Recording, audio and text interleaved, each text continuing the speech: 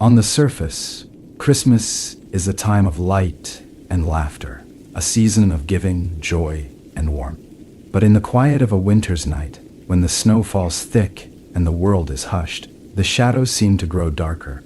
Welcome to Mystera Shadows, where the beauty of the holiday season meets the mysteries that lurk just beneath it. Tonight, I'll share with you tales that weave the magic of Christmas with the chill of the unknown. So find a comfortable place, wrap yourself in a blanket, and let these stories guide you into the stillness of the night. Because even the brightest lights cast shadows.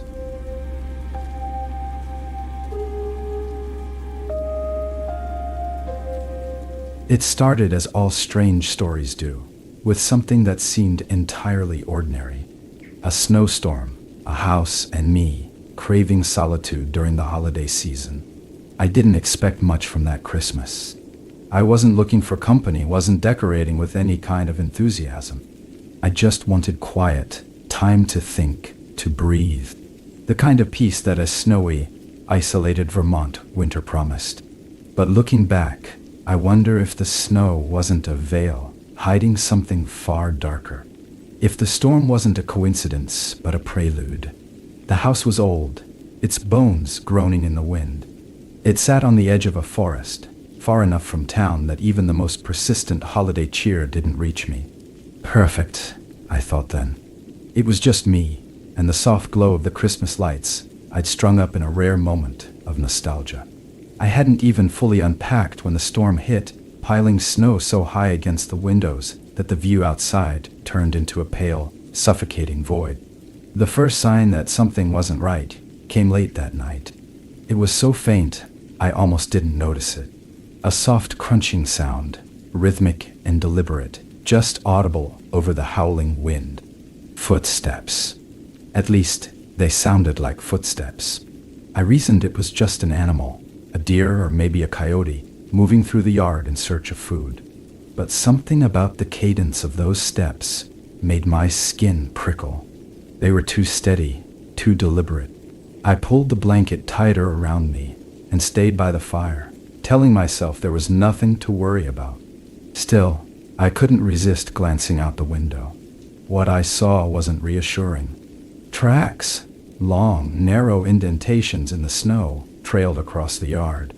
Not hoofprints, not the neat paw prints of a fox or a dog. These were different, elongated, three-pronged, like talons had pressed into the snow. And they didn't meander or loop aimlessly, the way animal tracks often do. They formed a straight line, leading directly to my front door. I didn't sleep that night. I sat by the fire, staring at the door and the frost creeping over the windows, convincing myself it was all in my head. Maybe I was projecting. The season has a way of doing that to you, making you see meaning where there's none. But my thoughts kept returning to the tracks, the sound of those steps.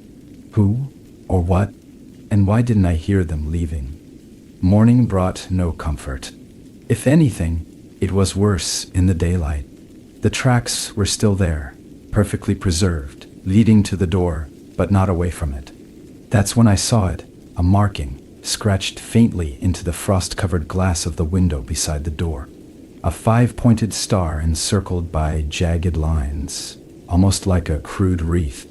I stared at it for a long time, hoping it was some kind of prank, though I couldn't fathom who would come out here in the dead of night to do this. It wasn't until I tried to wipe the frost off the glass that I realized the symbol wasn't carved into the frost at all. It was etched directly into the glass. I told myself not to panic.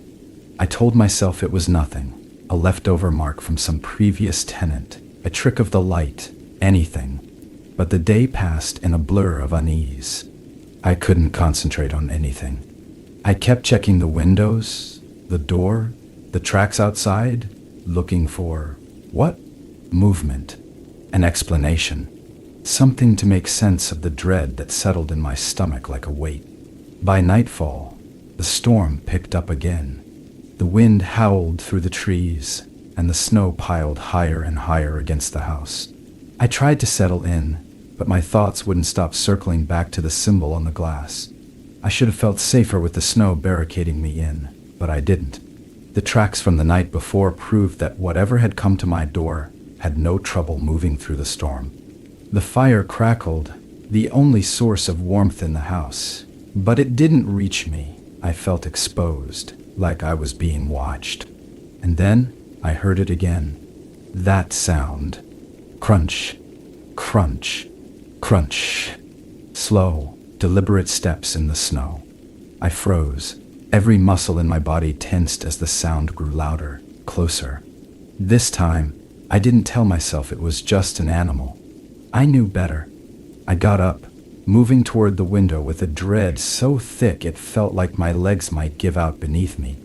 The yard was bathed in the faint glow of my Christmas lights, their colors muted by the swirling snow. For a moment, I saw nothing. Just the empty yard, the edge of the forest shrouded in white. And then I saw it. A figure, tall and cloaked in crimson, standing motionless at the edge of the trees. The hood of the cloak obscured its face, but the longer I stared, the more I felt the weight of its gaze pressing against me. I wanted to look away, to pull the curtains shut, to do anything but keep staring. But I couldn't. I was frozen, rooted to the spot as if my body no longer obeyed me. The figure didn't move, didn't flinch. And then, as suddenly as it had appeared, it was gone.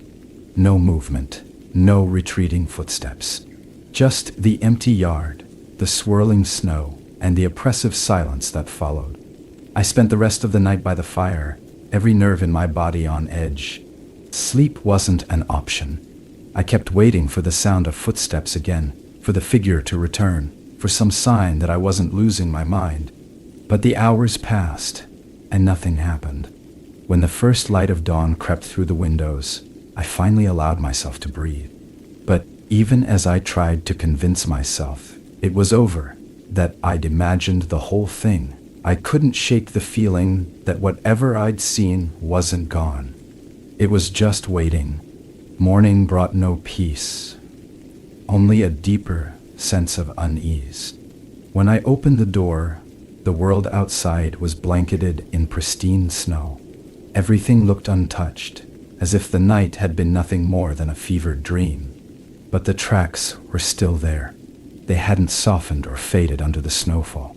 Perfectly preserved, they led right to my front door, just as they had the night before. Only this time, something else caught my attention. On the porch, nestled in a mound of snow that hadn't been there the night before, was a small object, a bell. Tarnished silver, its surface dulled with age. The bell rested as if carefully placed. I didn't remember seeing it the day before, and yet there it was, as though left for me to find. I picked it up reluctantly, the cold metal biting against my skin.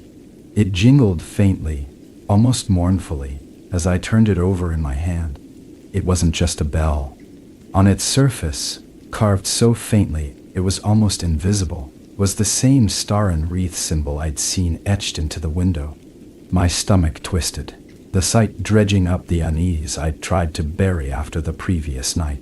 I didn't know what to do with it, so I left it on the porch, hoping, naively, that ignoring it would somehow make it go away. The day stretched long and cold. I busied myself with mundane tasks, anything to occupy my hands and quiet my thoughts. But every so often, I found my gaze drifting back to the porch, to the bell sitting there like a quiet accusation. By mid-afternoon, I couldn't take it anymore. I grabbed it and shoved it into the farthest corner of a drawer, slamming it shut as though I could trap the unease along with it.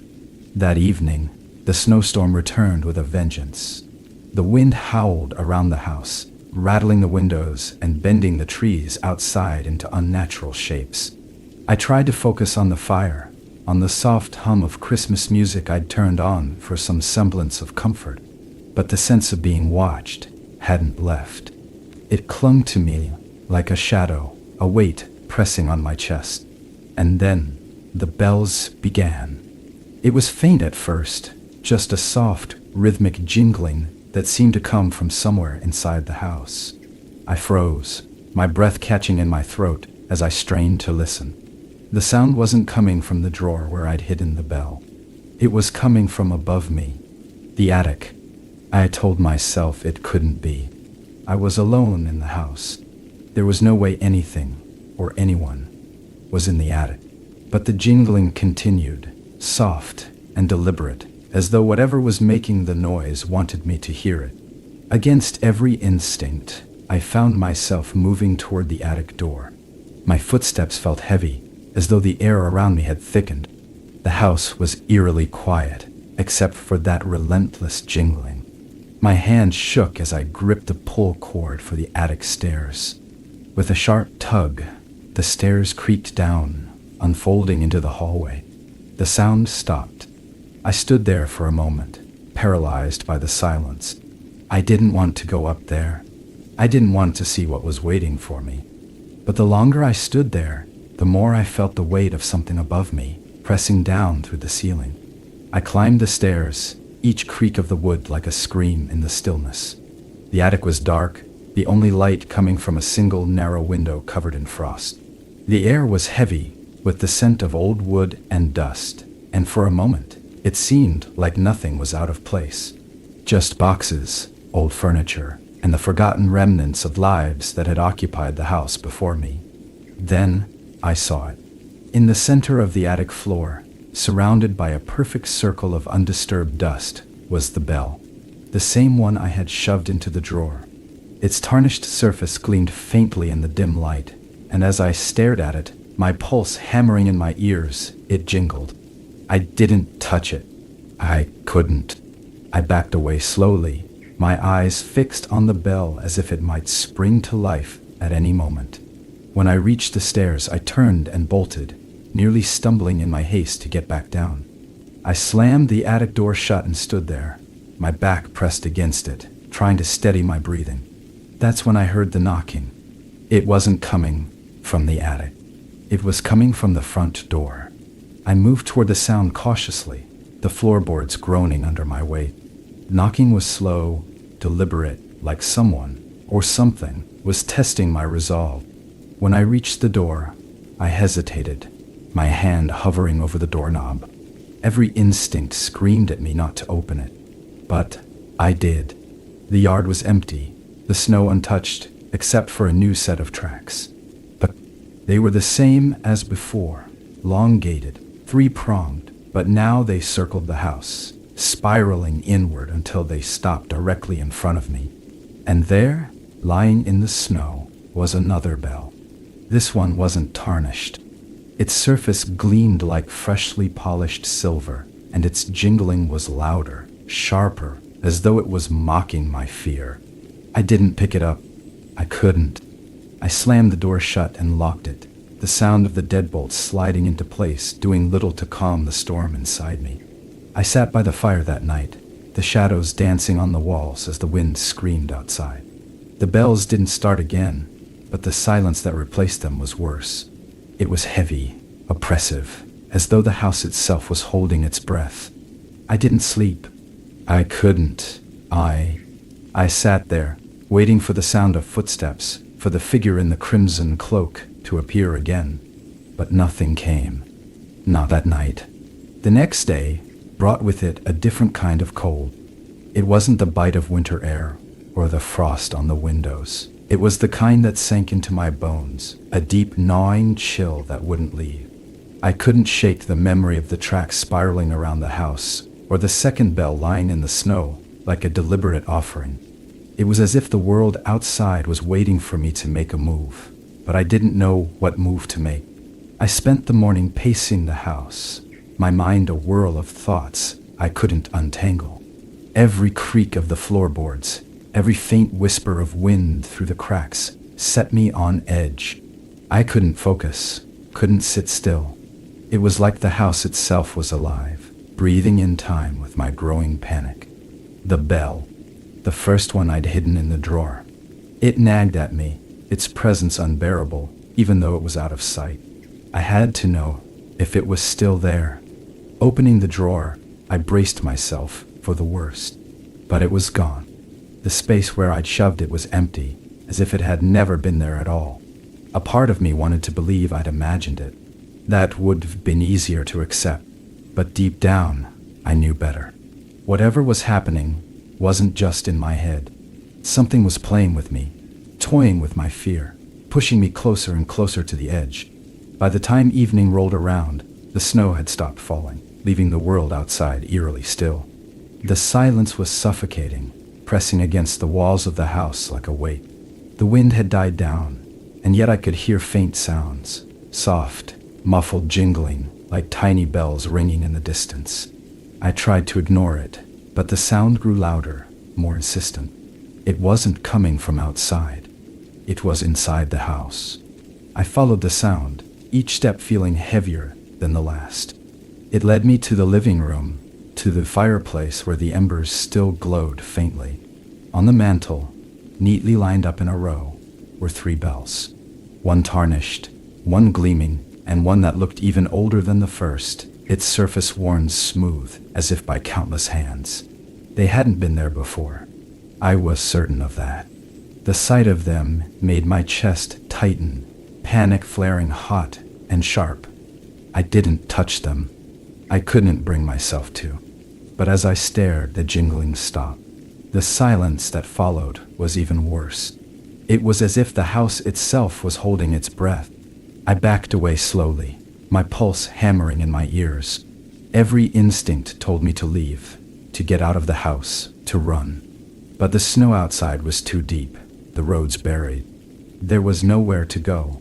That night, I lit every light in the house, stringing up extra bulbs and dragging out old candles from the cabinets. I wasn't about to let the dark take over. The bells remained on the mantel, silent but present, their polished surfaces gleaming in the flickering light. As the hours stretched on, the house seemed to change around me. The shadows grew longer, darker, shifting in ways that didn't match the flicker of the fire or the glow of the lights. The air felt heavier, thicker, as if I were breathing in something more than just oxygen. And then, the whispering began. At first, it was so faint, I thought I was imagining it. Just a soft murmur, like the wind slipping through the crack. But it grew louder, more distinct, until I could make out the faint cadence of words I didn't understand. It was coming from all around me, echoing off the walls, the floors, the ceiling. I couldn't move. I couldn't even breathe. The whispers seemed to creep into my ears, into my mind, filling me with a cold dread that went beyond fear. It felt like something was inside the house with me, something I couldn't see but could feel. The lights flickered, dimming just enough to cast the room into a pale, sickly glow. The shadows on the walls twisted, forming shapes that seemed almost human, but not quite. They moved in time with the whispers, reaching out, closing in. And then, just as suddenly as it had started, everything stopped. The lights steadied, the whispers faded, and the shadows returned to their normal shapes. But the house didn't feel normal. It felt wrong. Like it wasn't just a house anymore. Like something else had taken its place. I didn't sleep that night.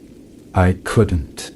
I sat by the fire, staring at the bells on the mantel, waiting for the next sound, the next movement, the next sign that I wasn't alone. But the house remained silent. Too silent. The next morning, the house felt heavier, like it was sinking into the earth. Every creak of the floorboards echoed louder, every draft of cold air from the windows sharper. I tried to tell myself it was my imagination, that the sleepless nights were catching up to me, but the air itself felt different. Thicker, tainted. I couldn't bring myself to look at the bells on the mantel. They stayed there, silent but oppressive, their presence a reminder that I was no longer in control of this place, or of myself.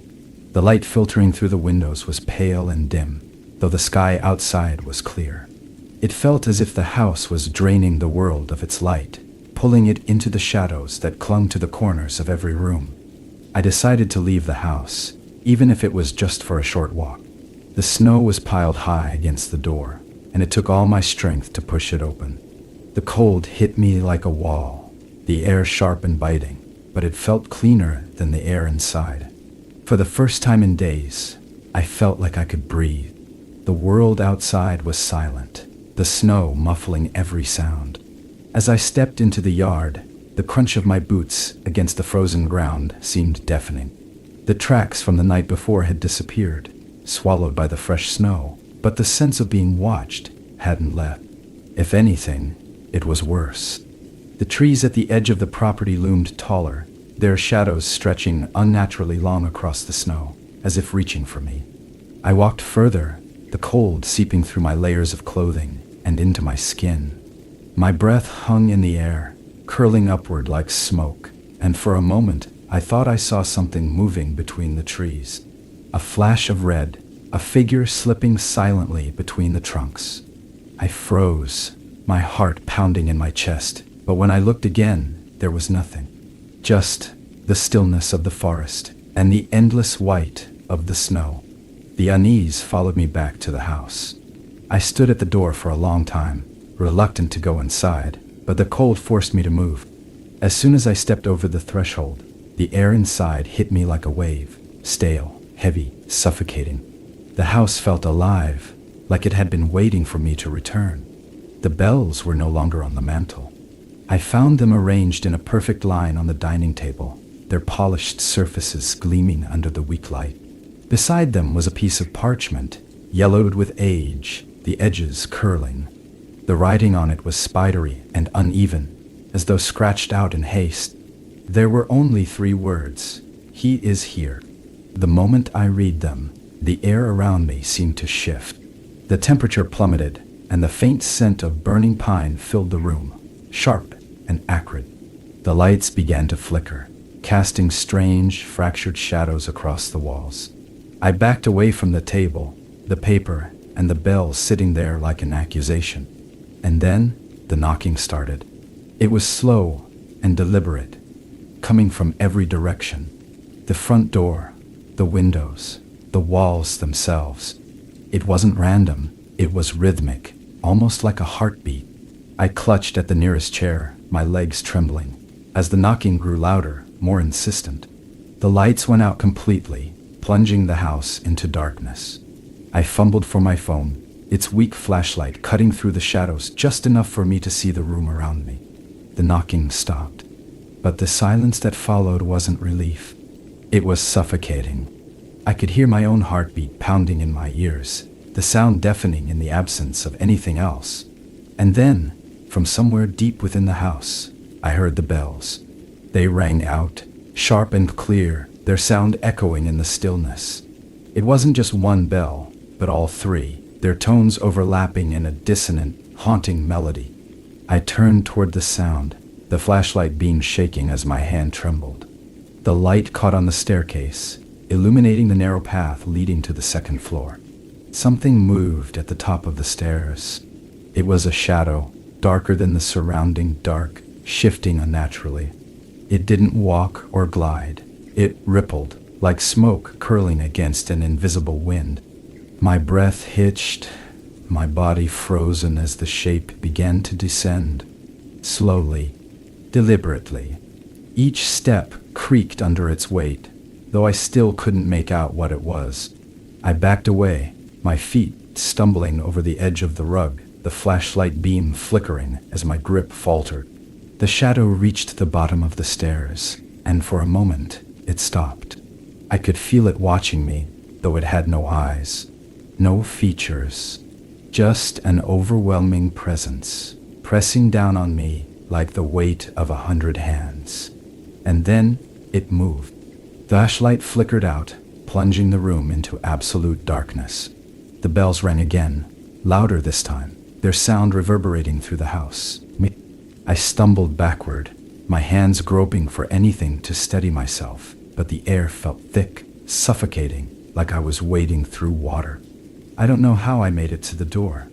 My fingers fumbled with the lock, the metal freezing against my skin, but somehow I got it open. The cold night air hit me like a slap, shocking me back to life as I stumbled out into the snow. I didn't look back. I couldn't. The sound of the bells followed me, faint but persistent. As I ran through the yard, the snow dragging at my legs like quicksand.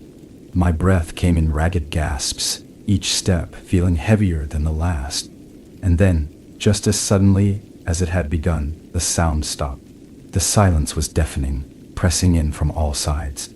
I collapsed into the snow, my chest heaving as I tried to catch my breath.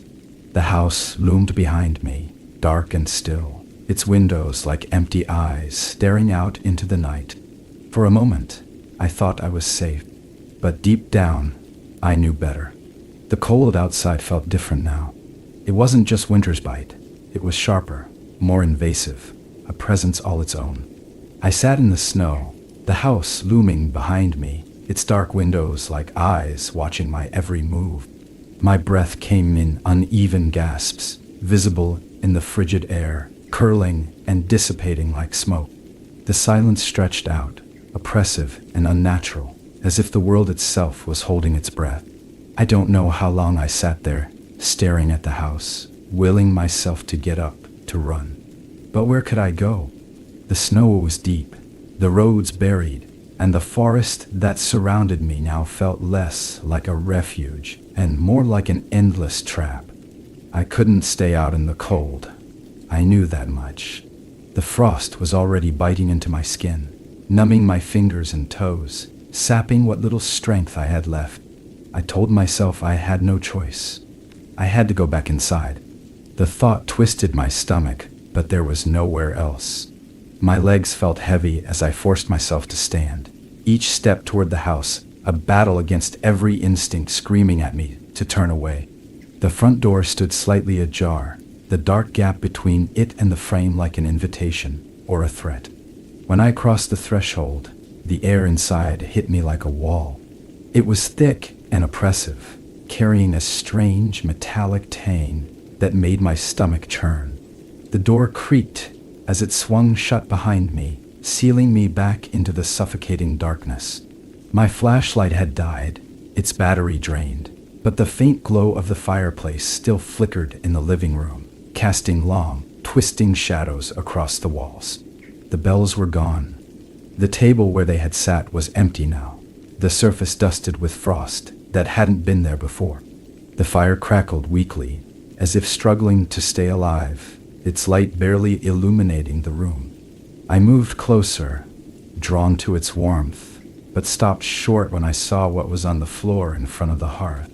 Footprints, wet and dark, leading from the mantel to the staircase. They weren't mine. My chest tightened, a cold dread washing over me as I followed the trail with my eyes. The prints were larger than any humans, their shape grotesque, ending in long, claw-like impressions. They disappeared up the stairs, into the darkness of the second floor. I stood frozen, my mind racing. I wanted to run, to escape, but my body wouldn't move.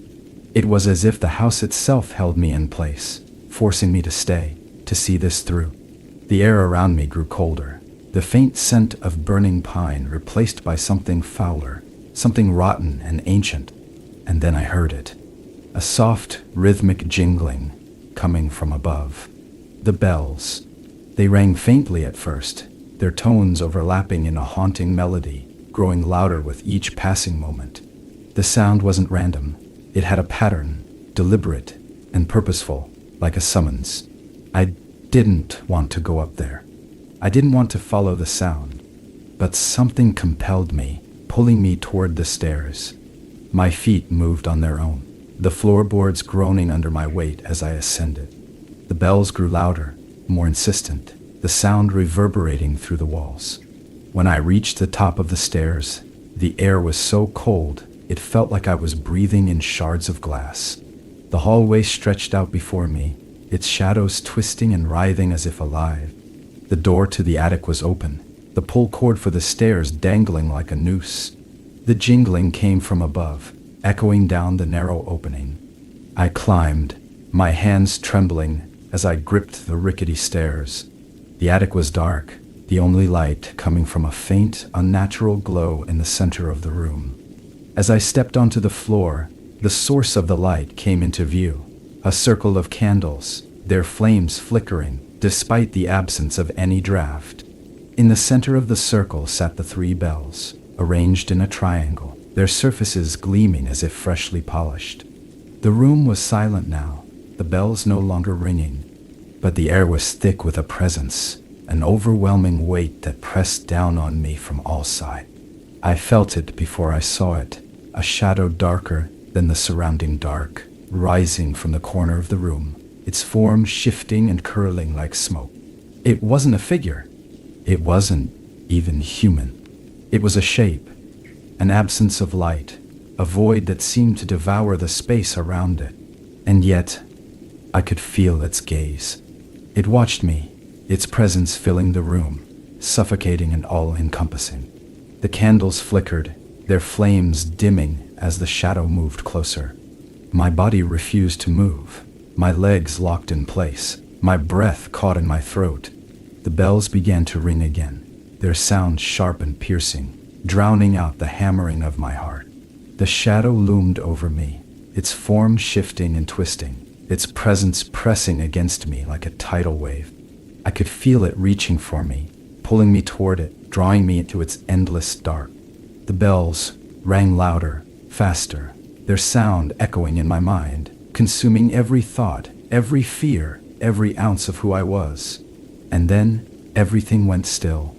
The bells stopped.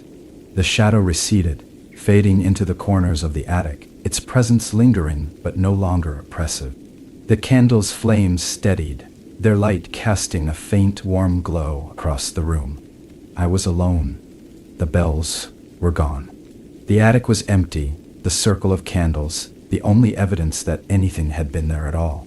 But this silence wasn't comforting. It was heavy, thick with the weight of something unfinished, something waiting. I stumbled down the stairs, my legs trembling, my mind a haze of fear and confusion. The house was silent, the air cold and still. I knew I couldn't stay. Whatever had happened, whatever was still happening, this place wasn't mine anymore. It belonged to something else.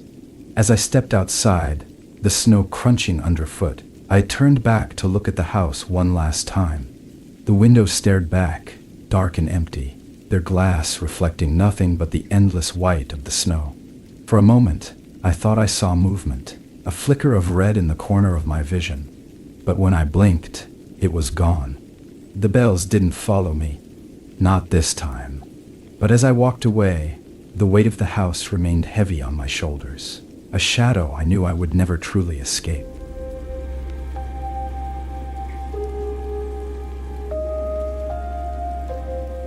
The first snowfall of December blanketed the world outside my window in an eerie silence. Snow has a way of softening everything, sounds, edges, even thought. It cloaks the world in stillness, but that night it felt less like peace and more like the calm before a storm. I should have known something wasn't right, but hindsight is a cruel teacher. I was sitting by the fire in the small house I'd rented for the holidays. It wasn't much, a single-story cottage on the edge of town, surrounded by endless stretches of snow-dusted trees. I'd come here to escape the noise of the season. No endless chatter, no crowded shopping malls, no forced cheer. Just me, the crackling fire, and a book I wasn't really reading. The quiet was supposed to be a gift. Instead, it became a trap. At first, it was faint, barely audible over the wind whistling against the windows. A melody, soft and slow, drifting through the cold night air. I told myself it was nothing. A radio from a neighbor's house, perhaps, or some local kids practicing for the town's Christmas Eve pageant. But the nearest neighbor was a mile away, and the sound didn't fade like it should have. It grew louder, clearer, until I could make out the tune. Silent Night. There was something wrong with it. The tempo was too slow, each note dragging out, as if the singers were forcing themselves to continue. The harmonies didn't match. Voices overlapped awkwardly, some too high, others too low, creating a dissonance that made my stomach twist. It wasn't festive. It wasn't joyful. It was hollow, empty. I went to the window, my breath fogging the glass as I peered into the darkness. The snow fell steadily, thick and heavy, dimming the glow of the street lights. At first, I saw nothing, just the empty yard, the dark outline of the trees beyond. Then, just at the edge of the driveway, I saw them. A group of figures stood in the snow, perfectly still. There were 5 of them, all dressed in old-fashioned clothes, heavy coats, scarves, and wide-brimmed hats that cast their faces in shadow. They were lined up neatly, like performers waiting for their cue. And though I couldn't make out their faces, I could feel their eyes. They were watching me. Their singing didn't stop. It hung in the air, eerie and oppressive, as if the melody itself was a presence pressing against the walls of the house. I stood frozen, my hand gripping the curtain, unable to look away. The snow fell heavier now, almost obscuring them, but they didn't move. Not a single shiver, not a single shift in posture. Just those shadowy figures and that mournful, broken song. I turned off the light, retreating into the shadows of the room. My heart pounded in my chest as I crouched by the window, peeking through the edge of the curtain. The figures stayed where they were, their song dragging on, endless and haunting. I told myself to stay calm, to think rationally. Maybe it was a prank, a group of overzealous carolers trying to get a reaction. But why would carolers stand motionless in the middle of a snowstorm? And why did their song feel like it was unraveling something inside me? Minutes passed, or maybe hours. Time felt strange, stretched thin, and warped by the oppressive weight of that melody. Finally, the singing stopped. The silence that followed wasn't a relief. It was heavier than the song itself, pressing down on me, suffocating. I waited, holding my breath, straining to hear even the faintest sound. When I finally dared to look out the window again, they were gone. The driveway was empty, the snow pristine, untouched. No footprints, no signs that anyone had been there. Just the unbroken white stretching out to the trees. I told myself it was over, that it had been some strange but harmless event.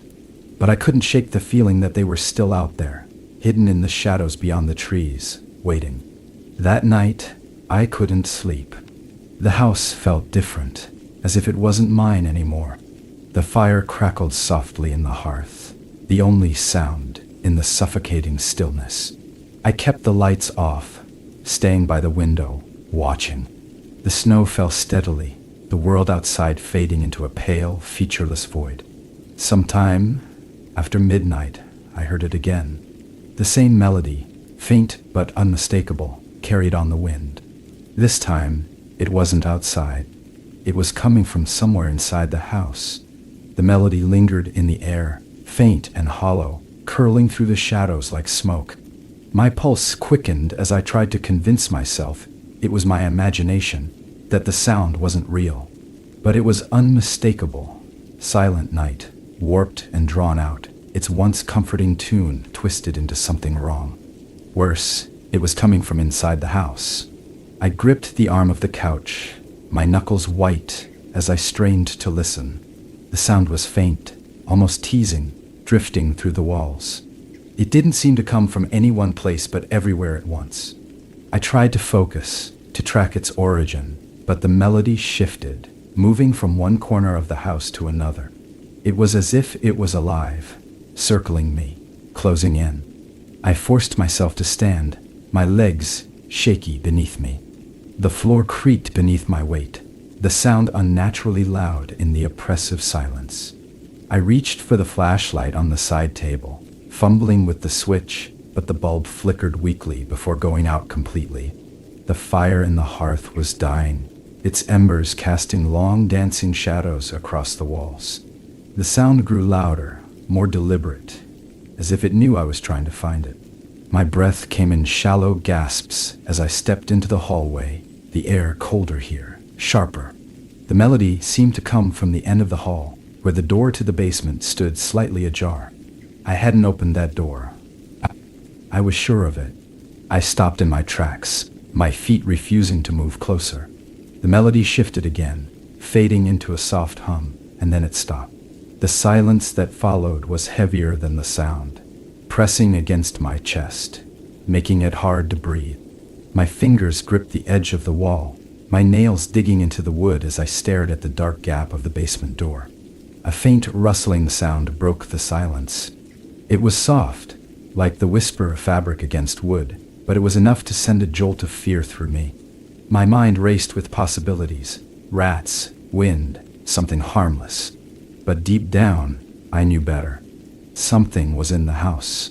I wanted to leave, to grab my keys and drive far away, but my body wouldn't move. The snowstorm outside had buried the roads, and even if I could leave, where would I go? I was trapped. My only choice was to face whatever was down there, to prove to myself that it was nothing, that I was imagining things. I took a hesitant step forward, my bare feet cold against the hardwood floor. The door creaked slightly as I nudged it open with the edge of the flashlight, the sound echoing unnaturally loud. The stairs leading down were steep and narrow, the darkness swallowing them whole. I hesitated, my breath hitching as I peered into the blackness. The faint glow of the dying fire didn't reach the basement, leaving it a void of shadows. My hand brushed the wall, searching for the light switch, but the bulb overhead didn't respond. The air here was different, colder, heavier, carrying a faint metallic tang that made my stomach twist. I descended the stairs slowly, each creak of the wood beneath my weight sending a jolt of fear through me. At the bottom, the air felt thicker, almost oppressive, and the faint scent of pine mingled with something sharper, something acrid. The basement was mostly empty, just a few old shelves and boxes shoved into the corners. But in the center of the room, lying on the cold concrete floor, was something that didn't belong. A single candle sat in the middle of the space, its wax pooling around its base. The flame flickered weakly, casting long, trembling shadows that seemed to reach out toward the walls. Beside it was a small, blackened bell, its surface tarnished with age. It looked ancient, out of place, like something plucked from another time. I stared at it, my breath caught in my throat. The air seemed to hum around it, faint but steady, vibrating with an energy I couldn't explain. I didn't want to touch it, didn't want to get any closer, but I couldn't look away. The longer I stared, the more I felt something, like a presence, heavy and watchful, lingering just beyond the edges of the light. The sound started again. Soft at first, almost inaudible, but unmistakable. Silent night, slow and deliberate, the notes stretching out unnaturally. It wasn't coming from the bell or the candle. It was coming from the walls, from the very bones of the house. The melody surrounded me, pressing against me, sinking into my skin. I backed away, my hands trembling, but the song grew louder, more insistent. The shadows cast by the candle began to move, twisting and writhing like living things.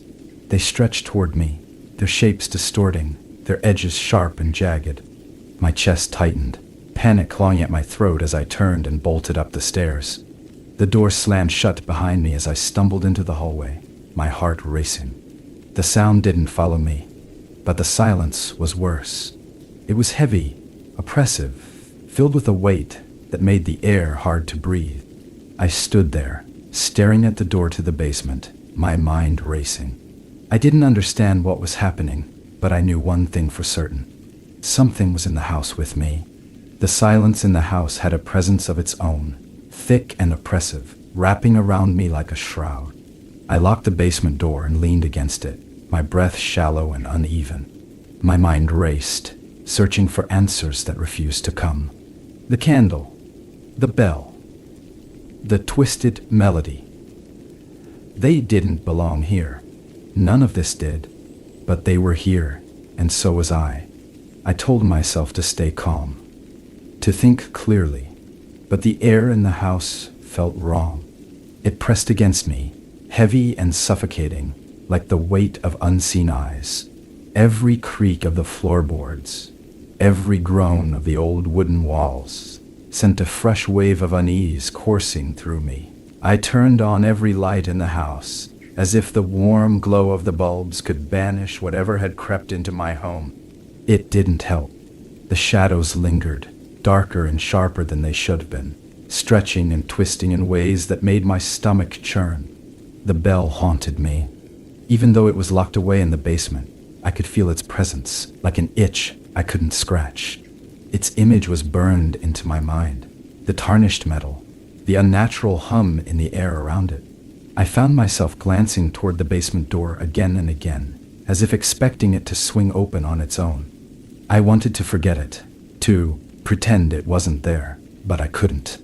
Night fell too quickly, the sky outside darkening into a deep, impenetrable black. The snow had stopped, leaving the world outside still and silent, the kind of quiet that felt unnatural. I stood at the window, staring out at the empty street, half expecting to see the carolers again. But the street was empty, the snow unbroken. For a moment, I allowed myself to hope that whatever had happened was over, that I could wake up in the morning and find everything back to normal. That hope didn't last long. It began with the lights. One by one they flickered and dimmed, casting the house into an eerie half-darkness. The warm glow I'd surrounded myself with was snuffed out, replaced by shadows that crept closer with each passing second. I fumbled for my phone, its flashlight cutting a weak beam through the dark, but the light felt insignificant against the weight of the shadows. And then, the sound returned. The melody drifted through the house, soft and slow, carried on a wind that didn't exist. Silent night, stretched and distorted, each note dragging out longer than the last. My hands trembled as I clutched the phone, the light shaking as I turned toward the sound. It wasn't coming from the basement this time. It was upstairs. I stood frozen at the base of the stairs, staring up into the dark. The melody grew louder, more deliberate, each note sinking into my chest like a physical weight. My legs felt like lead, my body unwilling to move, but something pulled me forward, an invisible force urging me to climb. The stairs creaked beneath my weight, the sound echoing through the silent house. The air grew colder as I ascended, sharp and biting, carrying that same metallic tang I'd smelled in the basement. My flashlight beam wavered, illuminating the narrow hallway at the top of the stairs. The sound was louder here, almost overwhelming, coming from the farthest room, the one I hadn't opened since I moved in. The door was ajar, a sliver of darkness visible through the crack. The melody poured out from the room, enveloping me, wrapping around me like a thick fog. I reached for the doorknob, my hand trembling, my breath hitching in my throat. The moment my fingers touched the cold metal, the melody stopped. The silence was deafening, pressing against me, suffocating. I pushed the door open slowly, the hinges groaning in protest. The room was empty, or at least it seemed that way at first. The flashlight beam swept across the bare walls, the untouched floor, the window frosted over with ice. But then I saw it. In the center of the room sat another candle, its wax pooling around its base, the flame flickering weakly. Beside it was another bell, identical to the one in the basement, its surface tarnished and dark. The air around it vibrated faintly, that same low hum filling the space, making my ears ache. As I stared at the bell, a cold dread washed over me. This wasn't random. This wasn't a coincidence. Someone, or something, had put it here. The thought sent a shiver down my spine, my mind racing with questions I couldn't answer. Why was it here? What did it want? The hum grew louder, the air growing colder with each passing second. The shadows in the room seemed to stretch and twist, reaching for me, wrapping around the edges of my vision. My chest tightened, my breathing shallow and ragged. I couldn't stay here. I had to get out. I stumbled back down the stairs, my footsteps unsteady, my mind a whirlwind of fear and confusion. The melody didn't follow me, but the silence was worse. It felt alive, pressing against me, filling every corner of the house. I locked the door to the upstairs room, my hands trembling as I turned the key. It felt futile, but it was all I could do. The night dragged on, each minute stretching into an eternity. I sat in the living room, the dying embers of the fire casting faint shadows across the walls. The house felt like a trap, its walls closing in around me, its shadows alive with unseen eyes. The candle and the bell upstairs were a weight pressing down on my mind, a presence I couldn't ignore. As the hours ticked by, I realized the truth I had been trying to deny. Whatever this was, it wasn't going to stop. It wasn't going to leave. It had found me, and it wasn't going to let me go. The house had turned into something else entirely. It no longer felt like a home, or even a shelter. It was alive, breathing around me, its walls pulsing with an energy I couldn't explain. The silence wasn't empty anymore. It was brimming with tension, like the moments before a storm breaks. I couldn't tell what was waiting for me in that silence, but I knew it wasn't good. I tried to distract myself by pacing the living room, forcing myself to focus on the mundane. My footsteps echoed hollowly on the hardwood floor, the sound bouncing back to me sharper than it should have. I avoided the windows, afraid of what I might see outside. The memory of the carolers, their lifeless song and unnatural stillness, lingered like a weight in the back of my mind. The longer I stayed in the house, the more it felt like the air itself was turning against me. It was heavier now, cold and metallic, sticking to the back of my throat. Even breathing felt like a chore, each inhale sharp and biting. My thoughts spiraled, every creak of the floorboards or shift of the shadows pulling me further into a panic I couldn't control. The candle and the bell upstairs gnawed at my mind. They were wrong, unnatural, and yet they felt deliberate, placed there for a purpose I couldn't understand. I told myself not to think about them, to stay away from the door at the top of the stairs, but it didn't matter. They were there, waiting, their presence filling the house like a spreading stain. I was startled by a sudden noise, a faint, rhythmic tapping. At first, I thought it was coming from the walls, but as I strained to listen, I realized it was coming from the front door. The sound was steady, deliberate, as if someone or something was knocking in time with my racing heart. My legs refused to move, my body frozen as I stared at the door. I wanted to believe it was just the wind, a tree branch swaying in the storm, but the rhythm was too precise, too intentional. The knocking grew louder, more insistent, each strike echoing through the house like a distant drumbeat.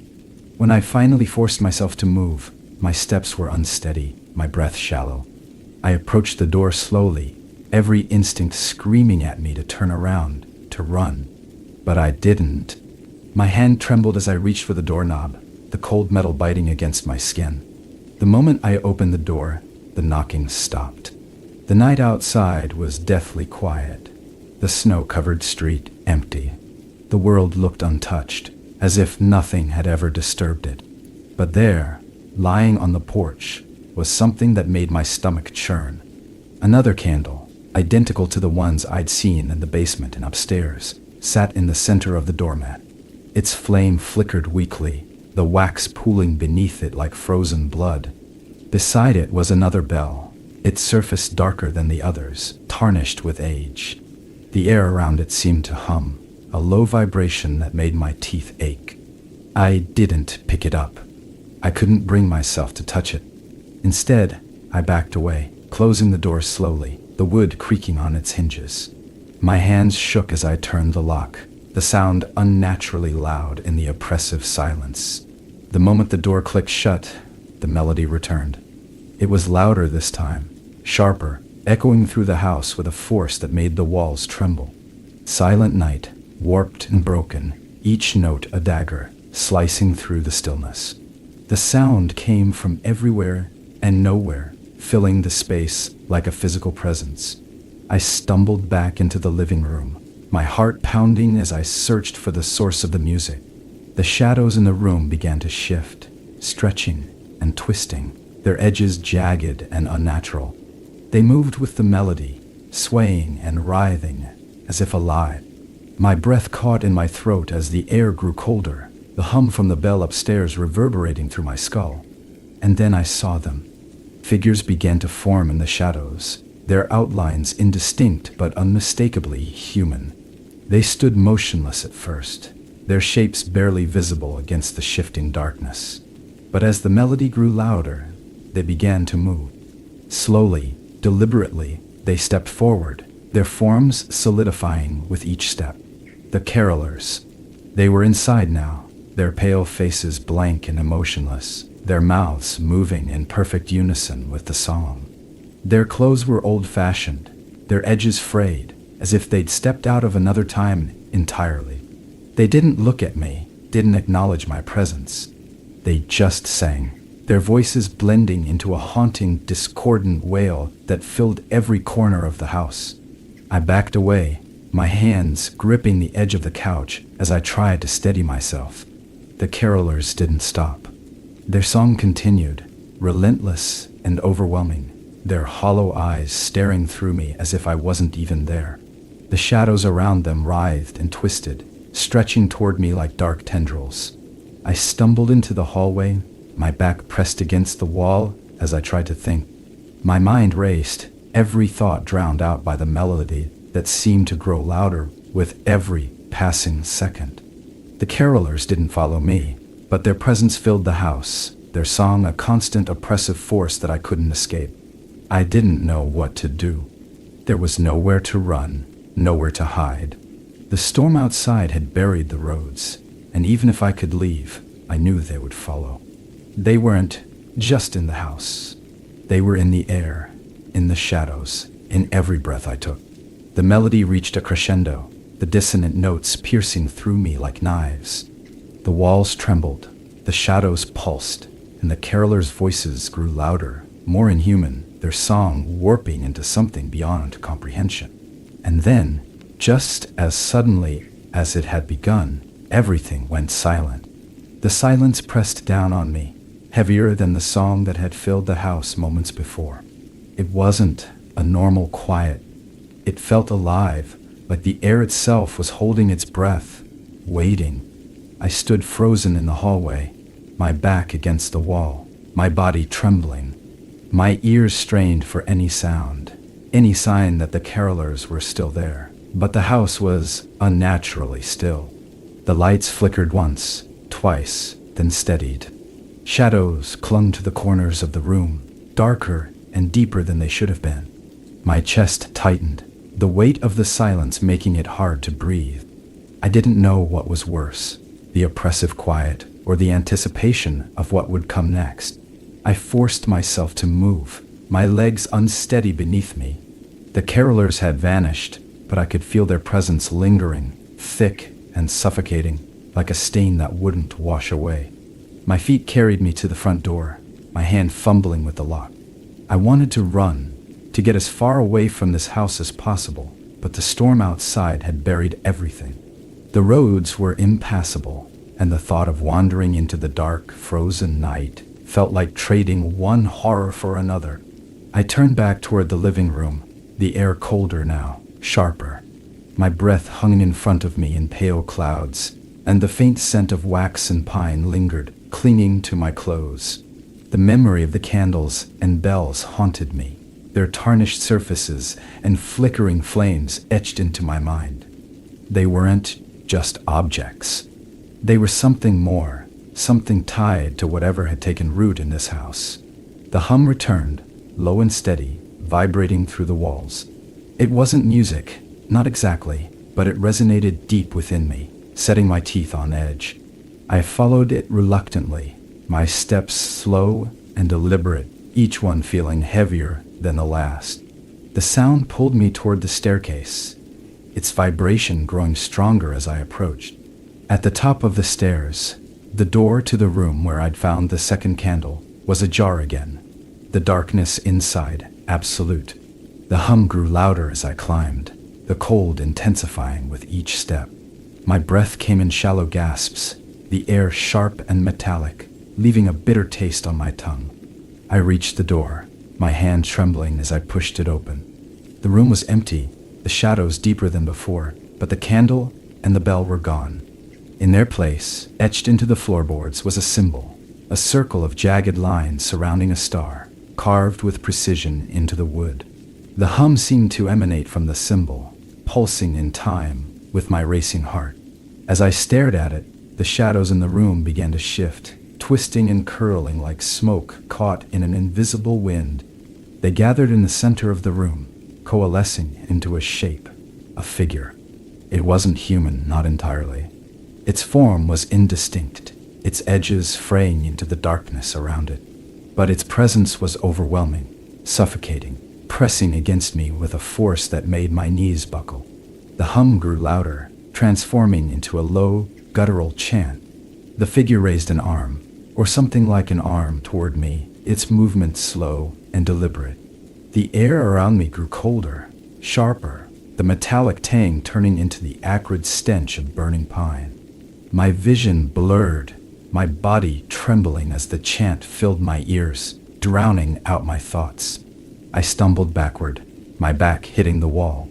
The figure didn't move, but its presence filled the room, its shadow stretching toward me like a living thing. My breath came in ragged gasps, my heart pounding as the chant reached a deafening crescendo. And then, it spoke. The voice wasn't a sound, it was a feeling, a vibration that resonated through my bones, my mind, my very being. It didn't use words, but I understood it all the same. It wasn't a command or a threat. It was a promise, an inevitability. The figure dissolved into the shadows, the room plunging into darkness. The hum faded, leaving behind an eerie stillness that felt heavier than before. I stumbled down the stairs, my legs shaking, my mind a whirlwind of fear and confusion. The house seemed larger now, its walls stretching into shadows that felt endless. The front door loomed ahead of me, its frame cracked and splintered as if it had been left in the cold too long. I reached for the handle, my fingers trembling, but before I could turn it, the sound of bells filled the air. It wasn't faint or distant this time. It was deafening, a cacophony of ringing that seemed to come from every direction. The walls trembled, the floor beneath me vibrating with the force of it. I turned, my heart racing, and saw them. The carolers were back, standing in the living room, their faces pale and blank, their mouths moving in perfect unison. The melody they sang wasn't Silent Night anymore. It was something else, something ancient and dark, a song that twisted and warped in my mind, erasing every thought, every memory, every part of me that felt real. They stepped closer, their movements slow and deliberate, their voices growing louder with each step. The shadows around them writhed and twisted, reaching out toward me, pulling me into the darkness that filled the house. I tried to scream, but no sound came out. My body refused to move, paralyzed by the weight of their song. The last thing I saw was their faces, pale and empty, their hollow eyes staring through me as the world faded into black.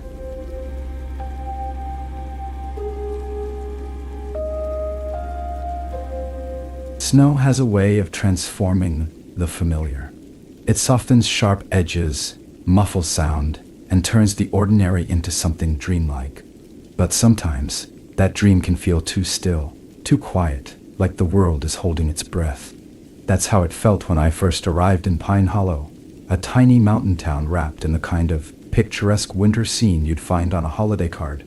At first, it seemed perfect. The streets were lined with twinkling lights, garlands hung from every lamppost, and the air smelled of pine and chimney smoke. It was supposed to be a fresh start, a chance to escape the noise of my old life. I thought the silence would be comforting. I was wrong. The Christmas tree farm was the town's crown jewel, the centerpiece of its holiday charm. Everyone talked about it like it was magical, as if it had a personality of its own. "The trees choose you," they'd say with a strange smile, and I'd laugh along, not thinking much of it. But now, when I look back, I realize those smiles weren't warm. They were hiding something no one wanted to say out loud.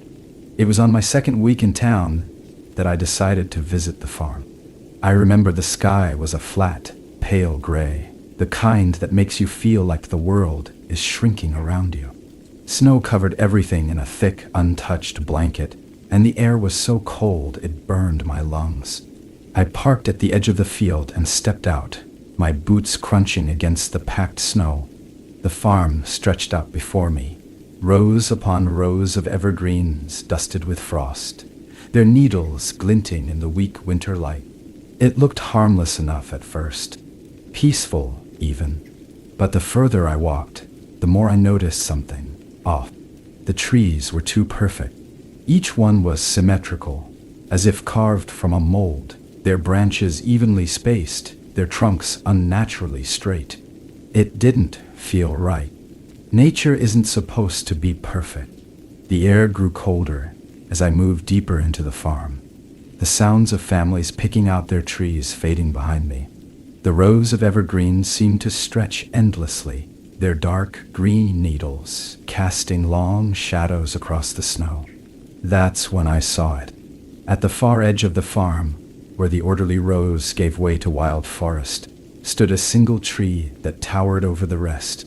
It was massive, its trunk gnarled and blackened, the bark cracked and splintered as if it had been struck by lightning. Its branches stretched wide, their jagged edges twisting like claws. Unlike the other trees, this one wasn't marked with the bright red ribbons the farm used to tag trees for sale. It stood alone, untouched, and I could tell just by looking at it that no one ever tried to cut it down. I don't know what drew me to it. Maybe it was the way it stood apart from the others, like it didn't belong. Or maybe it was the way the air seemed to change as I moved closer, growing colder, heavier, as if the tree itself was radiating an icy aura. My breath fogged in front of me as I stepped closer, the snow crunching softly underfoot. The closer I got, the more I felt like I was being watched. Not by a person, but by the tree itself. It was then that I noticed the footprints. They were faint, half covered by fresh snow, but they were unmistakable. They led from the base of the tree into the dense forest beyond, a straight line that didn't waver or meander like normal tracks. But there was something wrong with them. They weren't shaped like boots or shoes. They were long, narrow, and impossibly deep, as if whatever had made them was unnaturally heavy. A chill ran down my spine, and not from the cold. I turned back toward the farm, suddenly aware of how quiet it had become. The sound of families laughing and talking was gone, replaced by an eerie stillness that seemed to press against my ears. I looked back at the tree one last time, and that's when I saw it, movement, just at the edge of my vision. Something dark shifted between the branches, too fast to follow, too unnatural to ignore. I froze, my breath catching in my throat. The tree stood still, its twisted branches motionless against the pale sky. But the feeling of being watched didn't leave. It grew stronger, heavier, wrapping around me like a pair of unseen hands. I stumbled backward, my boots slipping on the icy snow, and turned to leave. I didn't run. I didn't want to. Running would make it real, and I wasn't ready for that. Not yet. When I got back to my car, my hands were shaking so badly I could barely grip the steering wheel. As I drove away, I couldn't help but glance in the rearview mirror. The tree was still there, standing at the edge of the farm, its jagged branches reaching into the sky like frozen claws. And for a brief moment, I thought I saw something tall and dark, standing in its shadow. I didn't sleep that night. I told myself it was just my imagination, that the cold and the isolation were playing tricks on my mind. But deep down, I knew better. That tree wasn't just a tree. It was something else, something older, something that didn't belong in a Christmas tree farm or anywhere else. The next morning, I couldn't shake the feeling that something had followed me home.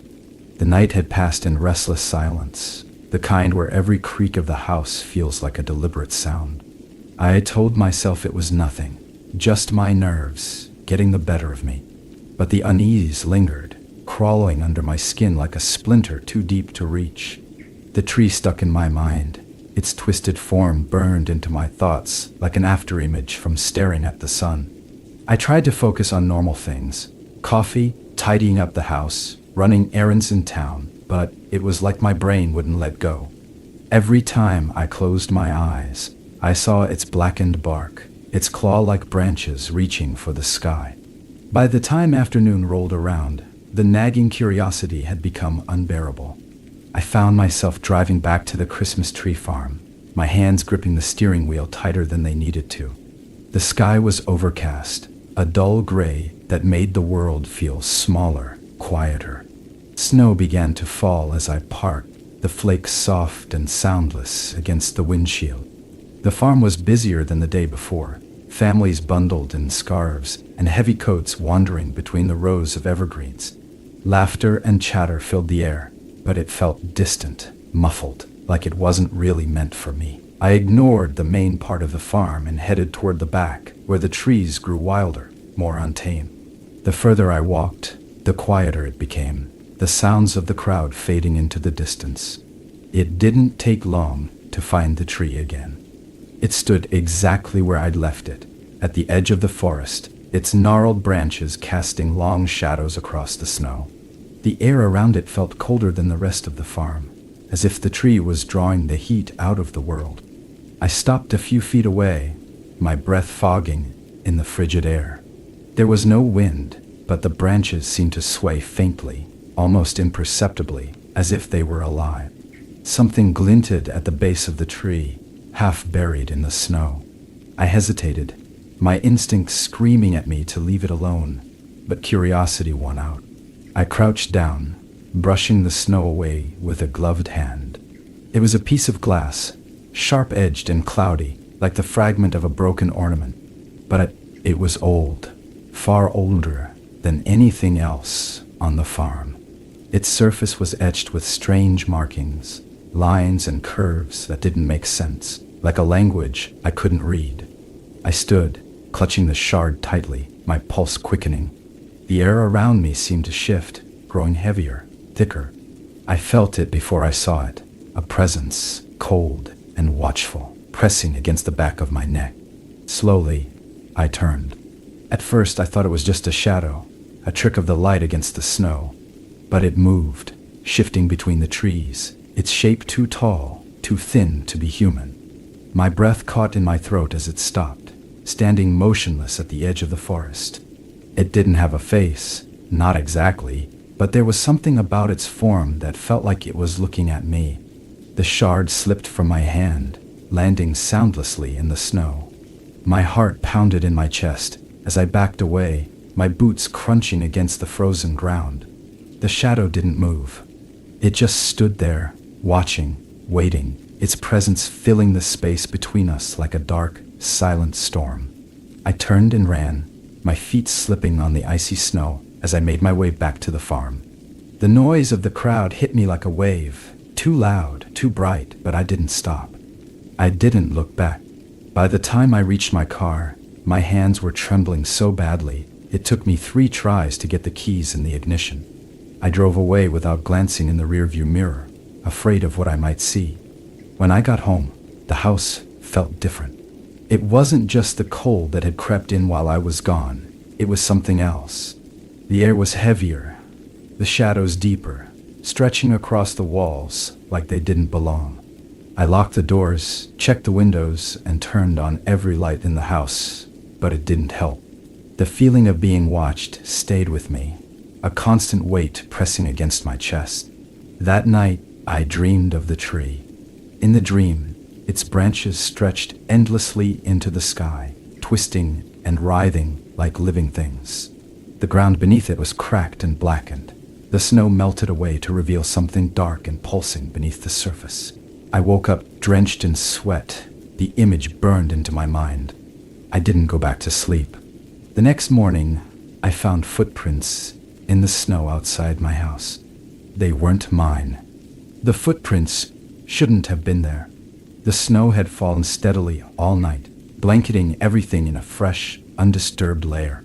Yet there they were, leading from the edge of the woods to my front porch.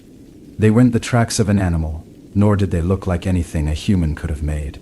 They were elongated, with deep impressions that suggested something far heavier than a person had passed through.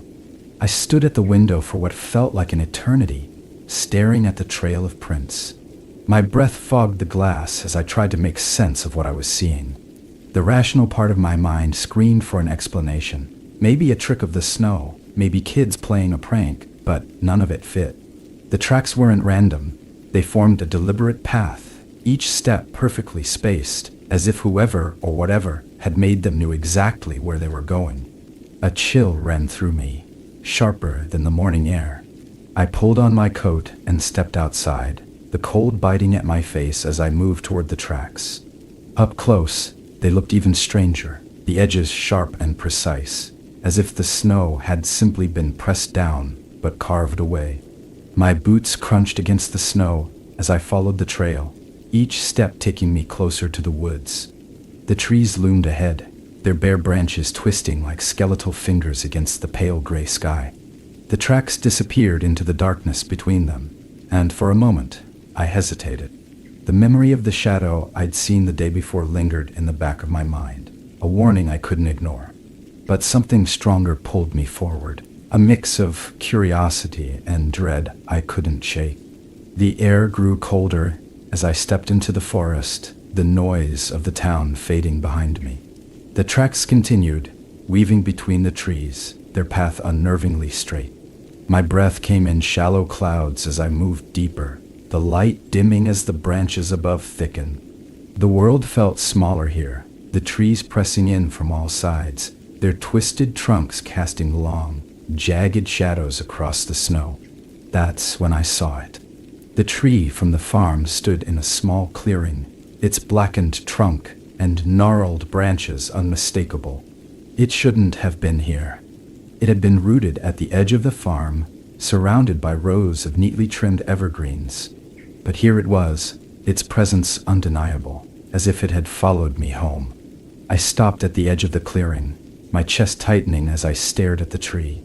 The air around it felt different, heavier, darker, as if the tree itself was drawing the light out of the world.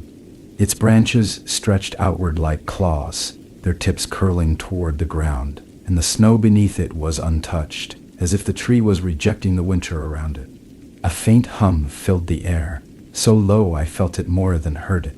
It vibrated in my chest, a steady pulse that seemed to come from the tree itself.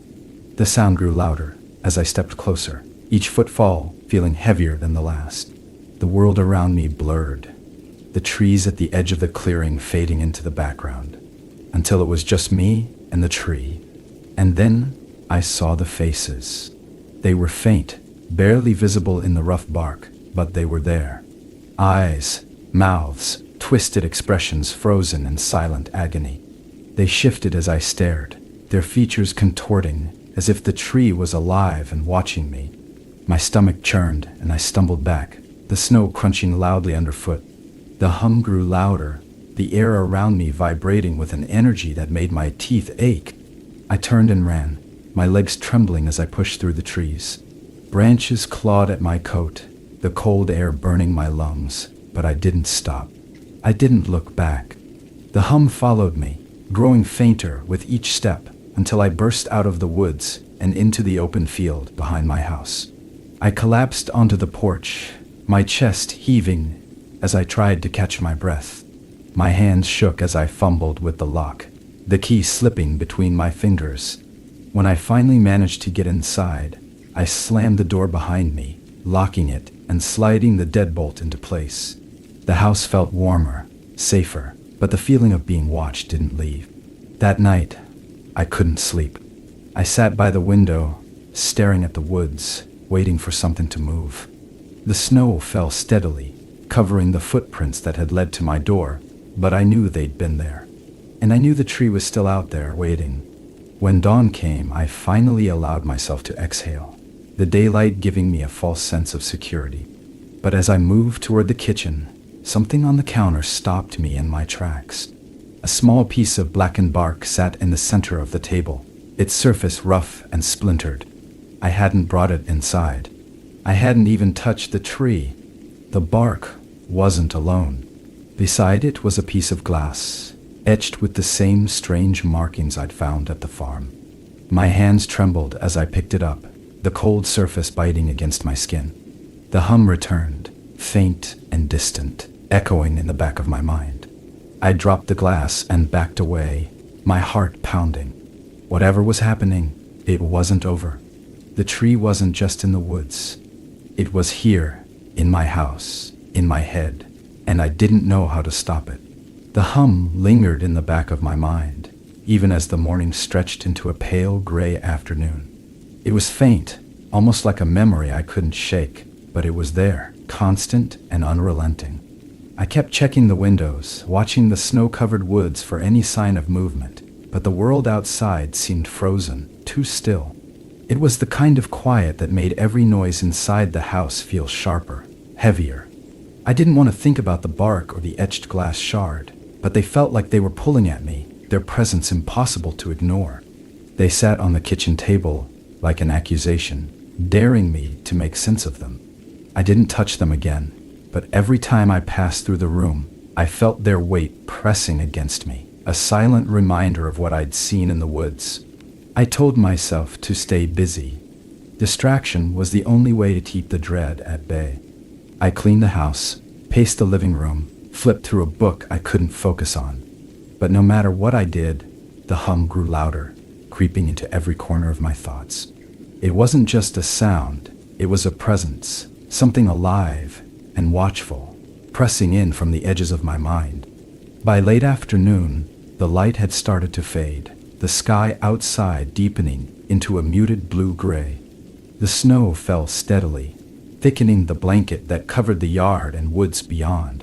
The stillness felt suffocating, the silence too complete. I couldn't take it anymore. I needed answers. I needed to understand what was happening.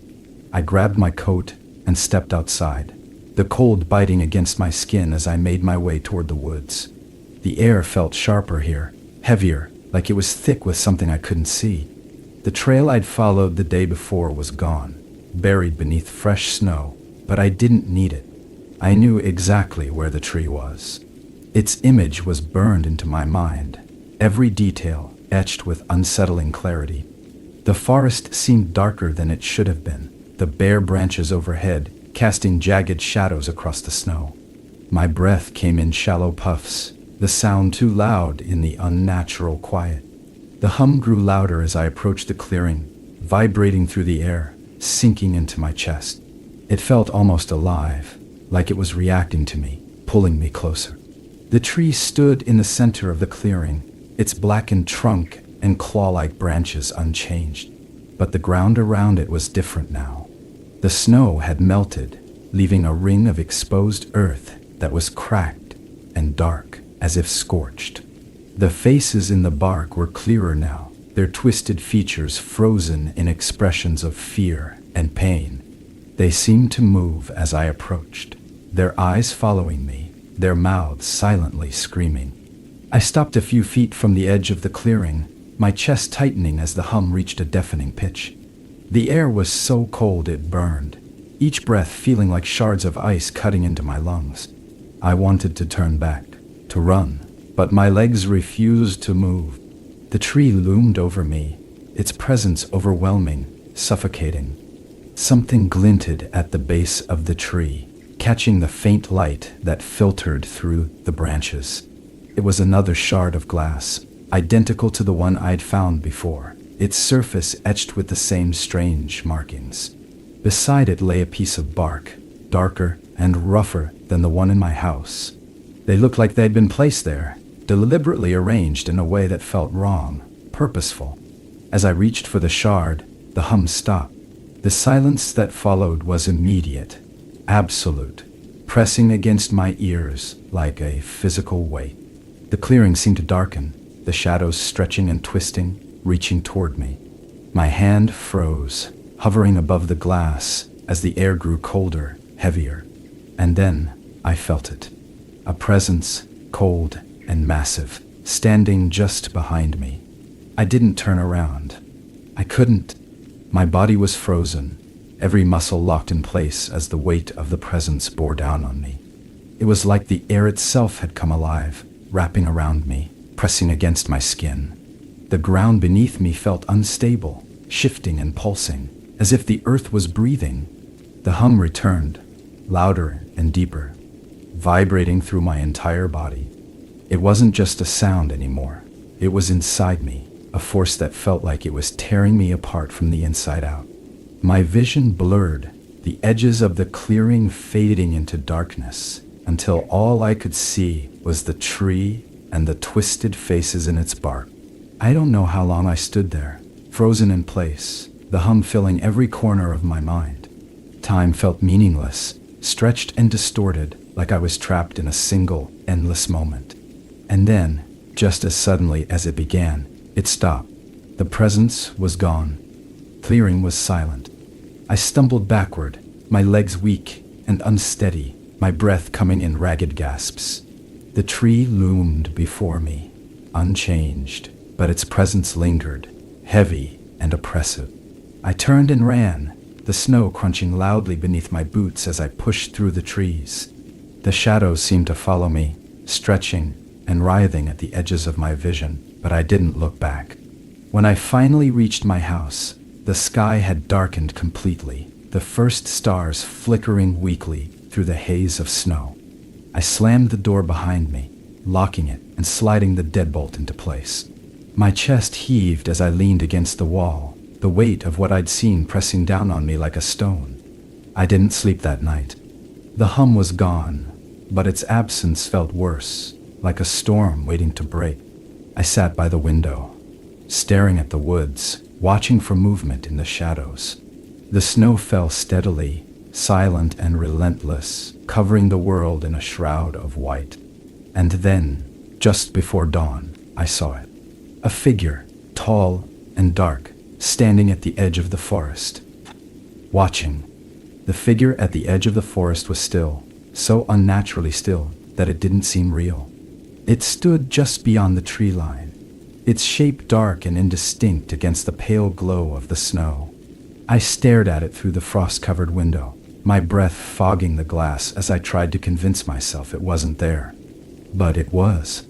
It hadn't moved, hadn't shifted, but its presence filled the air, thick and suffocating. I don't know how long I stood there, watching it. Time felt stretched, warped, like the world outside the window was caught in a loop that only I could see. The snow fell steadily, flakes swirling around the figure but never landing on it, as if it repelled the world around it. The longer I looked, the more I felt it looking back. Something snapped inside me. A thread of fear stretched too tight. I grabbed my coat and flashlight, throwing the door open before I could stop myself. The cold hit me like a wall, sharp and biting, but I barely felt it. My focus was locked on the figure, standing just out of reach. I needed to know. I needed to see it up close, to understand what had been haunting me since the moment I saw that tree. The snow crunched beneath my boots as I stepped into the yard, the beam of my flashlight cutting through the darkness. The figure didn't move. It remained rooted in place, like a shadow burned into the landscape. As I got closer, the flashlight flickered, the beam wavering before going out completely. I was plunged into darkness, the faint glow of the moon, the only light to guide me. The air grew colder, the kind of cold that seeps into your bones and steals your breath. My steps slowed as I approached the tree line, the shadows of the forest stretching out toward me like dark, reaching hands. The figure was gone. It had disappeared, melted into the shadows as if it had never been there. But I could feel it. Its presence lingered, heavy and oppressive, watching from somewhere I couldn't see. And then I heard it. The hum, low and resonant, vibrating through the air, through the ground, through me. It wasn't distant this time. It was everywhere, surrounding me, wrapping around me like a shroud. The forest felt alive, the trees twisting and writhing in the dark, their branches clawing at the sky. The hum grew louder, deeper, sinking into my chest and squeezing the air from my lungs. I turned to run, but the ground beneath my feet shifted, the snow giving way to something soft and warm. I stumbled, falling to my knees, and that's when I saw it. The snow had melted away in a perfect circle, revealing dark, pulsing earth. It was alive, moving in time with the hum, like the forest itself was breathing. In the center of the circle stood the tree. It had followed me, its blackened trunk twisted upward, the bark splitting and curling like charred flesh. The faces in the bark were clearer now, their eyes wide with terror, their mouths frozen in silent screams. The tree's branches stretched outward, reaching for me, their jagged tips dripping with something dark and thick that hissed as it hit the snow. The hum became a roar, a deafening sound that filled my mind, drowning out every thought, every instinct. The ground beneath me pulsed, and I realized it wasn't earth at all. It was roots. They writhed and twisted, breaking through the snow, curling around my legs, pulling me toward the tree. I screamed, my voice swallowed by the roar, as the roots tightened their grip, dragging me closer. The faces in the bark shifted, their expressions twisting into something new. They weren't afraid anymore. They were hungry. The tree loomed above me, its shadow swallowing the clearing, and I knew deep in my core that it wasn't just a tree. It was something ancient, something that didn't belong in this world. It had been waiting, watching, and now it had me. I clawed at the ground, my fingers scraping against the frozen roots, but it was useless. The tree's branches reached down, wrapping around me, pulling me upward. The last thing I saw was its bark splitting open, revealing a gaping maw of darkness that stretched into eternity. The hum stopped. Kedi? Me? When I woke up, I was lying in the snow, the forest silent around me. The tree was gone. The clearing was empty, the ground undisturbed, as if nothing had ever been there. But the air felt different, heavier, as if the forest itself was holding its breath. I stumbled back to my house, my legs weak and unsteady, my mind a haze of fear and confusion. The snow had stopped falling, the sky above a pale, lifeless gray. As I reached the porch, I felt it, the weight of unseen eyes, watching me from the shadows.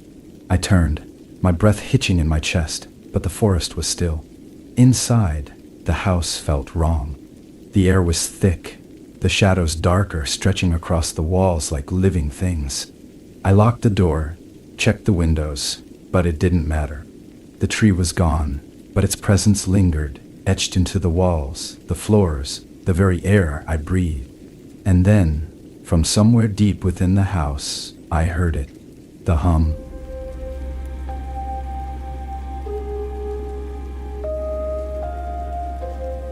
The wind that night sounded alive. It clawed at the windows, howling through the gaps in the old wooden frame like a desperate thing. At first, I thought I'd enjoy the solitude of the cabin. I had wanted to escape the chaos of the holidays, the traffic, the noise, the constant pressure to smile and act cheerful.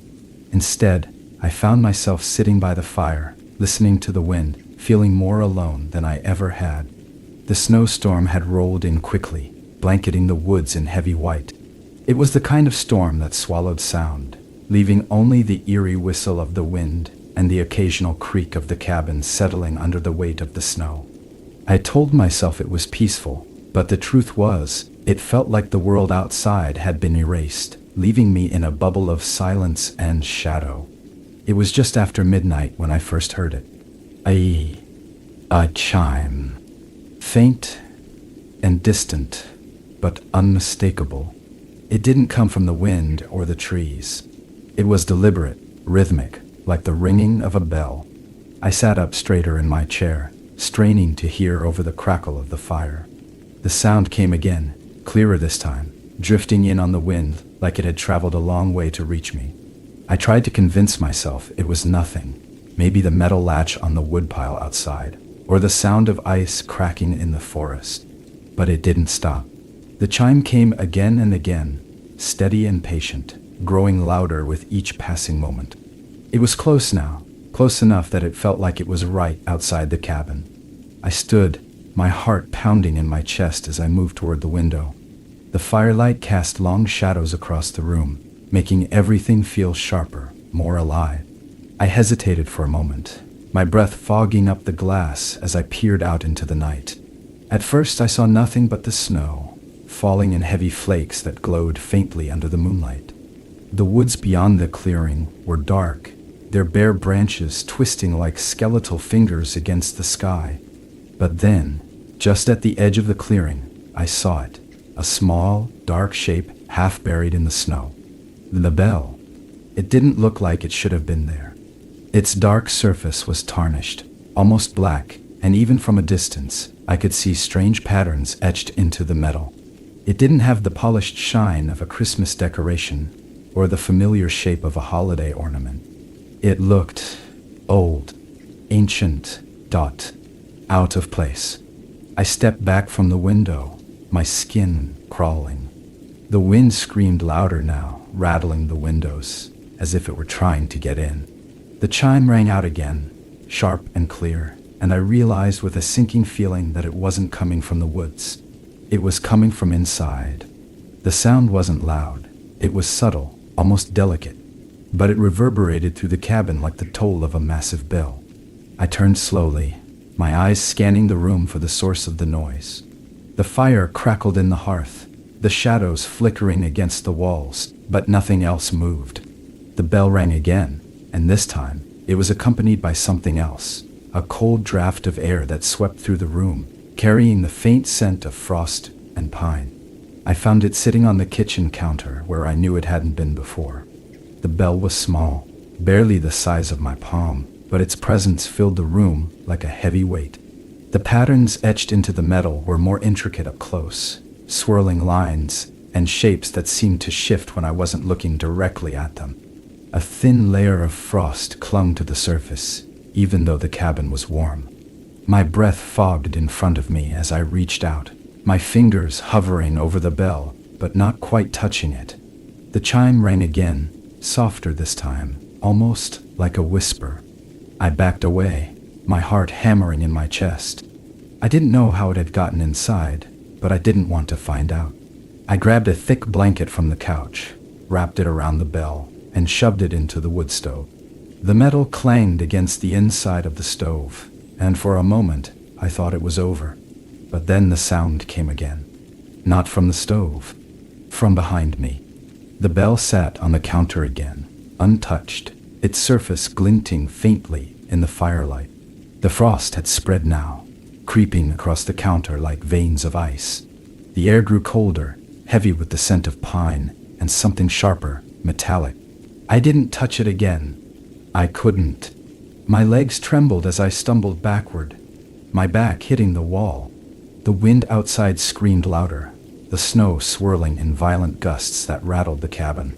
The chime grew louder too, filling the room with its haunting melody, each note vibrating through my bones. I clapped my hands over my ears, but it didn't help. The sound wasn't coming from the bell anymore. It was coming from inside my head. I don't know how long it lasted. Time felt strange, stretched and distorted, each second dragging out longer than it should have. When the sound finally stopped, the silence was worse. It was heavy and absolute, pressing against my ears like a weight. The frost on the counter had spread further, creeping down the cabinets and onto the floor, glinting faintly in the dim light. I didn't sleep that night. I sat by the fire, watching the shadows dance on the walls, waiting for the chime to return. But the bell stayed silent. It sat on the counter, unmoving, as if it had always been there. The frost melted with the dawn, leaving only a faint stain on the wood as proof that it had ever existed. I told myself it was over, that it was just a strange one-time event. But deep down, I knew better. The bell wasn't done with me, and neither was the frost. The next morning, the cabin was eerily quiet, the kind of silence that feels too deliberate. The air was heavy, like the weight of something unseen pressing down on every corner. The bell still sat on the counter, untouched since the night before. Its tarnished surface seemed darker now, as if it had absorbed the shadows of the room. The patterns etched into the metal were faintly visible in the pale winter light, streaming through the frosted windows, twisting and curling in ways that made my eyes ache if I stared too long. I tried to ignore it, pushing myself into the routine of the morning. The stove crackled as I lit a fire, the smell of wood smoke filling the air, but the warmth it brought felt thin and fleeting.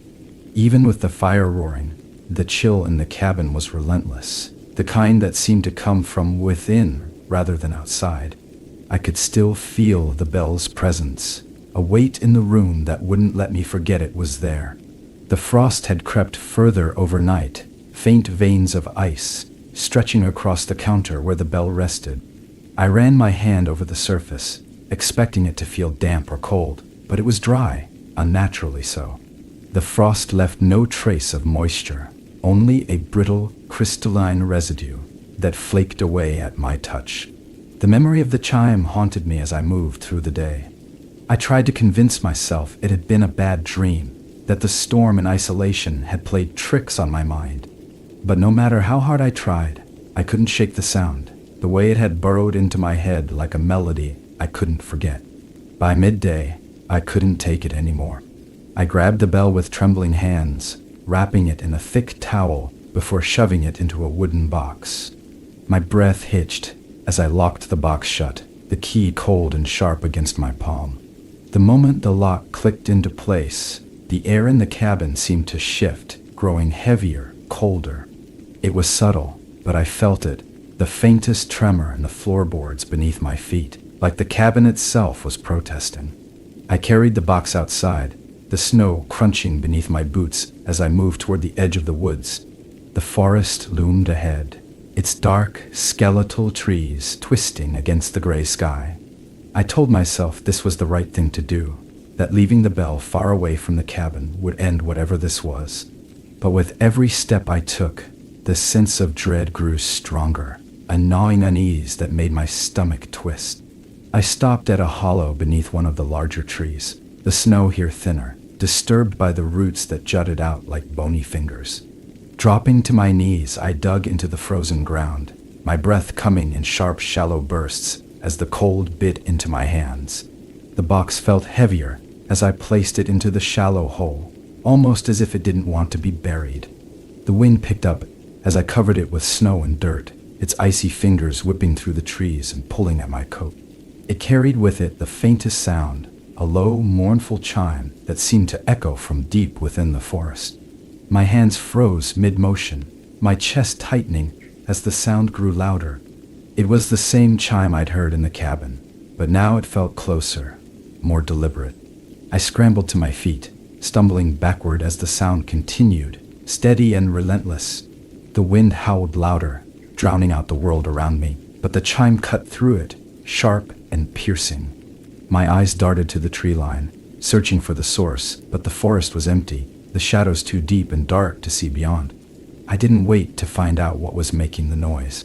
I turned and ran, the snow pulling at my legs as I sprinted back toward the cabin. My lungs burned with the effort, the cold air searing my throat, but I didn't stop until I was inside, the door slamming shut behind me. The silence that followed was deafening, broken only by the sound of my ragged breathing. For a moment, I allowed myself to hope it was over, that I'd left the bell behind and whatever was tied to it was gone. But as I leaned against the door, my body trembling with exhaustion, I heard it again. The chime. It came from the kitchen this time, faint but unmistakable. My heart sank as I turned, my eyes falling on the counter where I'd left the bell the night before. It was back, sitting exactly where it had been, its dark surface glinting faintly in the firelight. The frost had returned too, spreading outward in delicate icy veins that crept across the counter like roots. I stumbled back, my pulse racing as the bell rang again, its sound impossibly loud in the stillness of the cabin. The air grew colder, the fire in the stove dimming as if the bell were pulling the heat out of the room. My breath fogged in front of me, each exhale trembling as the frost spread faster, climbing the walls and stretching across the floor. The cabin groaned around me, the wooden beams creaking under a weight I couldn't see. Shadows shifted in the corners of the room, moving against the flickering light of the fire. I could feel the bells pull now, stronger than before, a force that seemed to sink into my chest, making it hard to breathe. The chime grew louder, filling the room, reverberating through my body like a heartbeat that wasn't mine. The frost crept closer, the shadows deepening until they felt alive, pressing against the edges of my vision. I tried to move, to run, but my legs felt rooted to the spot, my body frozen in place by the weight of the sound. And then, just as suddenly as it had begun, the chime stopped. The frost receded, the shadows shrinking back into the corners, leaving the cabin still and silent once more. The bell sat on the counter, unchanged, its dark surface glinting faintly in the firelight. The air felt lighter, the fire burning brighter, but the sense of unease lingered, a heavy knot in my chest that refused to loosen. I didn't touch the bell again. I couldn't, but I knew it wasn't done with me. By the third day, the bell had become impossible to ignore. It wasn't just the sound of the chime, soft, faint, and persistent, like a whisper threading through the air. It was the way it made the cabin feel smaller, tighter. The air felt heavier, colder, as if the bell was drawing the warmth out of everything around it. Even the fire, no matter how fiercely it burned, couldn't seem to chase away the chill. I avoided the kitchen as much as I could, keeping my distance from the bell where it rested on the counter. Its tarnished surface seemed darker now, the etched patterns more pronounced, shifting slightly whenever I caught them out of the corner of my eye. The frost on the counter had spread again overnight, climbing up the walls and stretching across the floor. It didn't melt, even with the fire roaring in the stove. It just lingered, like it had always been there. The strangest part was the quiet. The chime wasn't constant. It came and went, like a passing breeze, but in its absence, the silence was oppressive. It pressed against my ears, filled with the weight of something unsaid. It was almost worse than the sound itself. I tried to occupy myself with other things, forcing my mind away from the bell. I read, paced the cabin, even went outside to chop wood, anything to escape the growing tension inside. But no matter how far I went, I couldn't shake the feeling of being watched. The woods felt alive, their twisted branches reaching for the sky like skeletal hands. The snow was pristine, untouched, except for my own tracks, but the air felt wrong, thicker, heavier, as if the forest was holding its breath. That afternoon, I found something strange by the edge of the woods. It was a piece of cloth, stiff and frozen, half buried in the snow.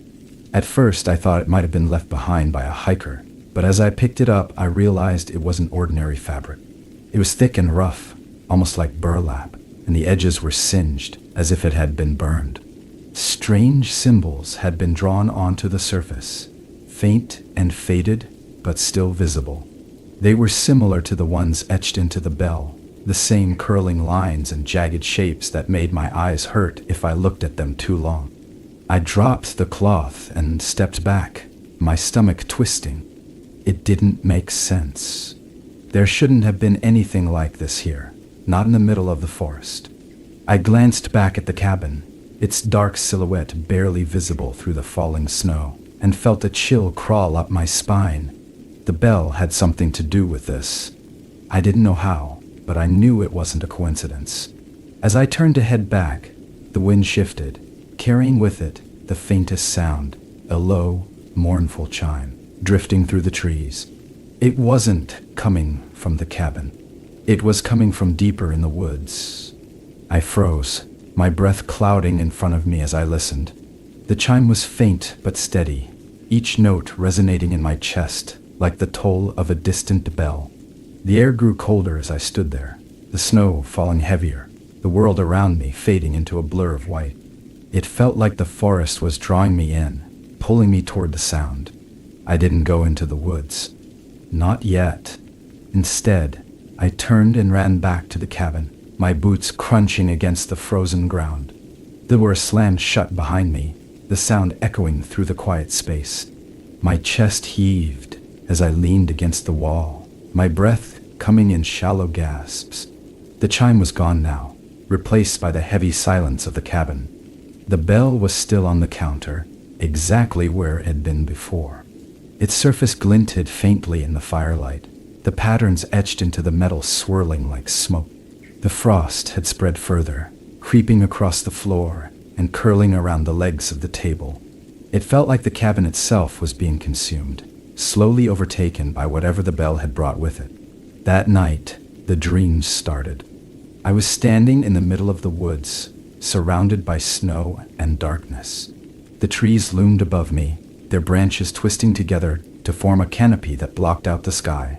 In front of me stood the bell, larger than life, its tarnished surface glowing faintly in the dark. The chime echoed through the forest, louder than ever, each note vibrating through my body. The frost spread beneath my feet, cracking and splintering the ground like ice on a frozen lake. And then I saw them.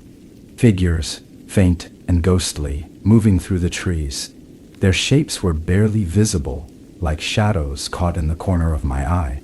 They didn't walk so much as glide, their movements slow and deliberate. I couldn't make out their faces, but I could feel their eyes on me, heavy and unblinking. They moved closer, their presence filling the air with a cold so sharp it burned. The chime grew louder, the bells glowed brighter, and the figures reached for me with hands that were too long, too thin, their fingers curling like claws. I woke up gasping, the air in the cabin so cold it felt like I was breathing ice. The fire had gone out, the room plunged into darkness. The bell sat on the counter, glowing faintly, its patterns shifting in the dim light. The frost had reached the edge of my bed, curling up the legs like ivy. I didn't sleep again that night. I couldn't. The chime echoed in my head, faint and relentless, as the shadows in the room seemed to stretch and twist. I watched the bell, waiting for it to move, waiting for the frost to consume everything. By the time the sun rose, the cabin no longer felt like a sanctuary. The frost had crept into every corner, clinging to the walls, stretching across the floor like veins of some invasive living thing. The bell sat in its place on the counter, unmoving, yet its presence dominated the room. I couldn't shake the sense that it was watching me, waiting for something I didn't want to understand. The dreams had left me shaken, the images of those figures in the woods lingering at the edge of my thoughts. They weren't just dreams. I knew that now.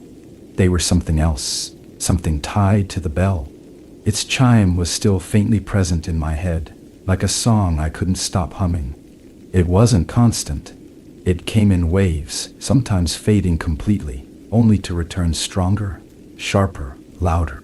I spent the morning pacing the cabin, my nerves frayed, my breath fogging in the icy air.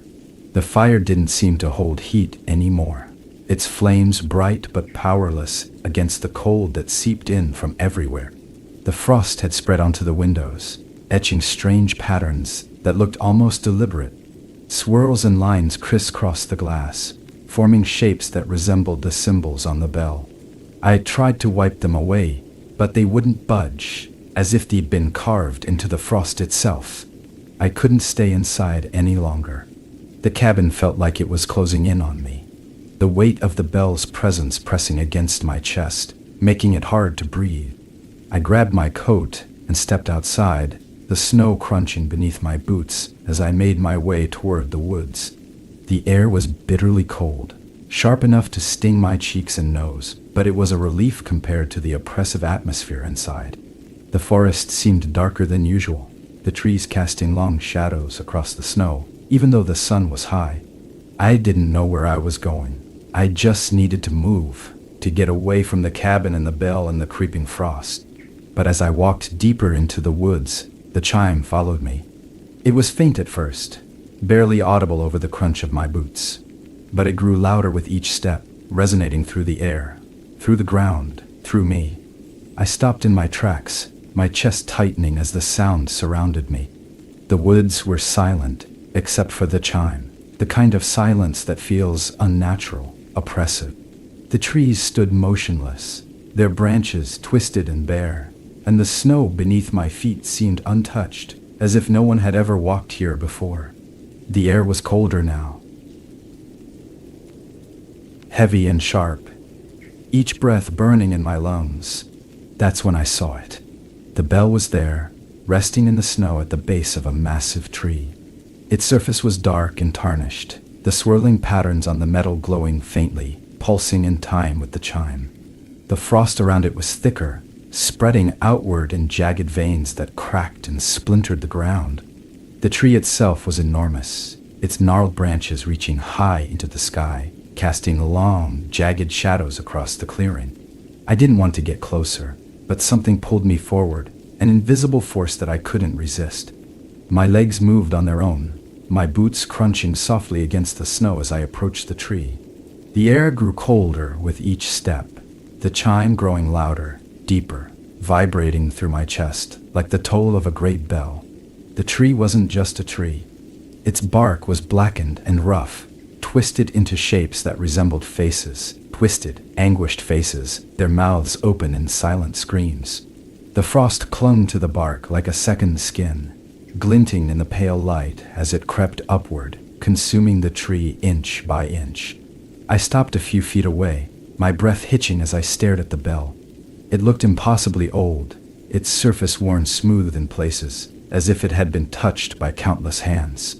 The patterns etched into the metal seemed to move, twisting and writhing like living things.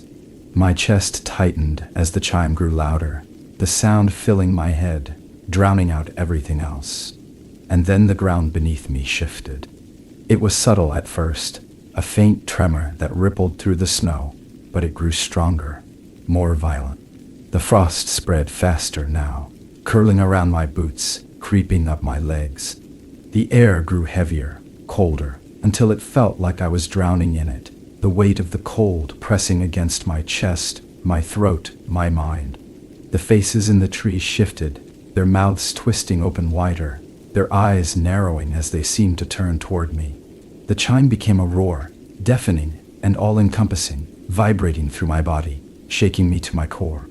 The frost crept higher, its icy tendrils curling around my arms, my chest, pulling me toward the bell. I tried to move, to run, but my body refused to obey. The frost had me now, its grip unyielding, its chill sinking into my bones. The faces in the tree twisted and writhed, their expressions shifting into something I couldn't understand, something ancient and terrible. And then, everything went still. The chime stopped, the frost frozen in place, the air so silent it felt like the world had ended. The bell sat in the snow, unmoving, its surface dark and lifeless. The faces in the tree were still now, their twisted expressions locked in place, their eyes empty and unseeing. I fell to my knees, the frost cracking and splintering around me as the cold released its grip. My breath came in ragged gasps, the air sharp and burning in my lungs. The bell sat there, silent and unmoving, but I knew it wasn't over. The chime would return. It always did. The cabin felt smaller now, as if the walls had shifted closer while I was gone. The air inside was heavy, pressing against me with a weight that made every breath a struggle. The frost was everywhere, creeping along the floor, the walls, the windows. It had consumed the edges of the room, wrapping the furniture in delicate, crystalline patterns that gleamed in the dim firelight. But it wasn't beautiful. It was invasive, suffocating. The bell sat on the counter, silent but commanding, its dark surface glinting faintly in the weak light. The patterns etched into the metal seemed to move when I wasn't looking, curling and shifting in ways that made my stomach churn. It felt alive, more so than it ever had before, and I could feel its presence in every corner of the room, like a shadow that couldn't be escaped. I knew I couldn't stay. The cabin wasn't safe anymore. It hadn't been for days. The chime had stopped for now, but its absence wasn't a comfort. It was a warning, a silence too deliberate, too heavy, like the calm before a storm.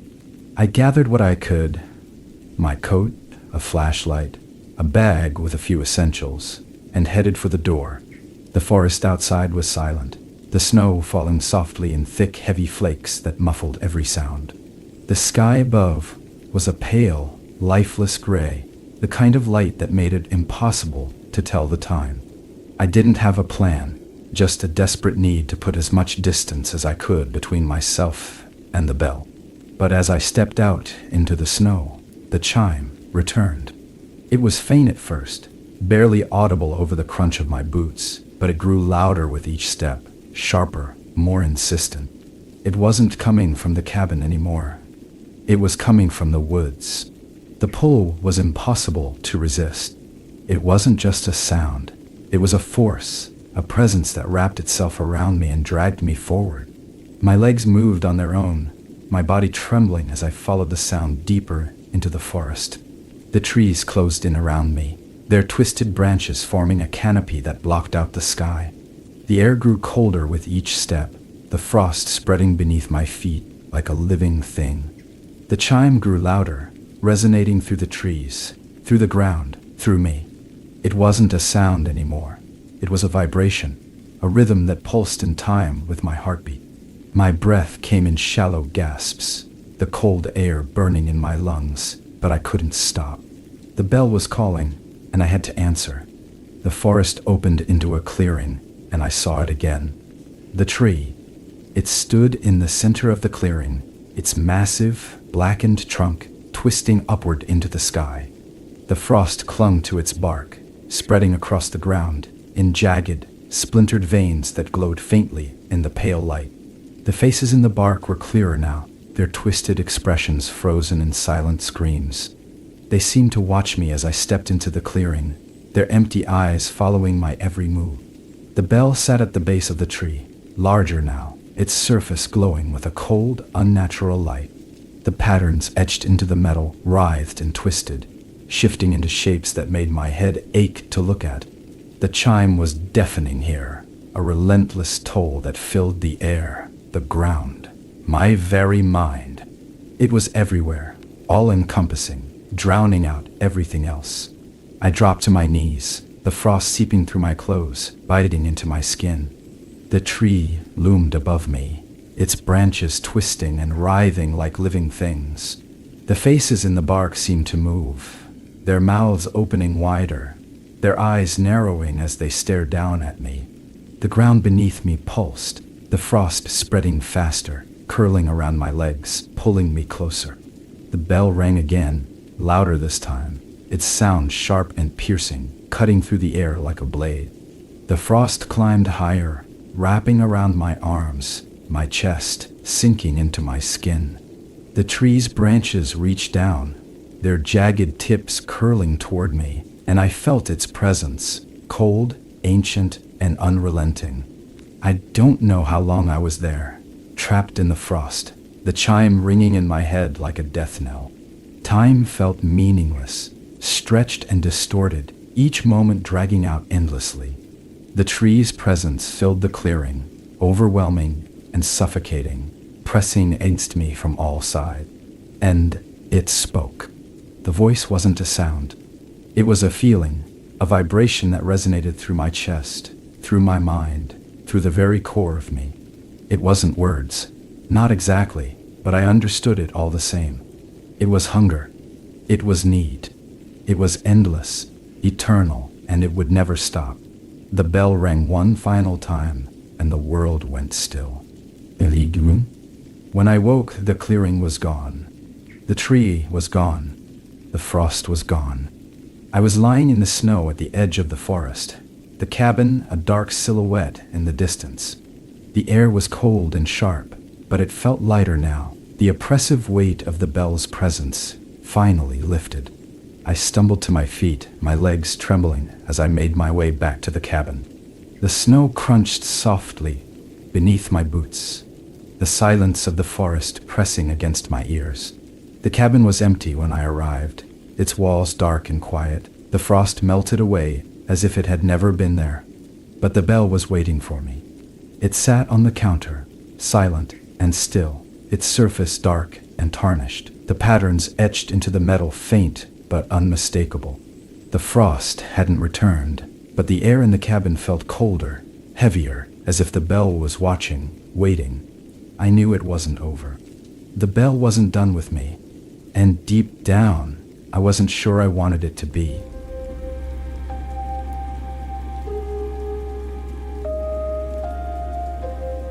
Snow has a way of swallowing the world. It muffles sound, softens edges, and covers everything in an unbroken blanket of white. It's beautiful, in a way, but there's also something unnerving about it. The way it erases footprints, hides what lies beneath, makes even the most familiar places feel alien. That's how it felt the first night I spent in the house. I had arrived late in the afternoon, the sun already dipping low behind the trees. The house sat at the end of a narrow road, its steep roof, an old stone chimney partially obscured by a thick curtain of falling snow. It was exactly what I'd been looking for, a quiet, secluded place to escape the noise of the world for a while. A place where I could breathe again. Inside, the house smelled faintly of pine and dust, a scent that reminded me of my grandparents' attic. The previous owner had left most of their belongings behind, the furniture still covered with sheets, the cupboards half-stocked with old dishes. It felt like stepping into a time capsule, like the house had been waiting for someone to wake it up.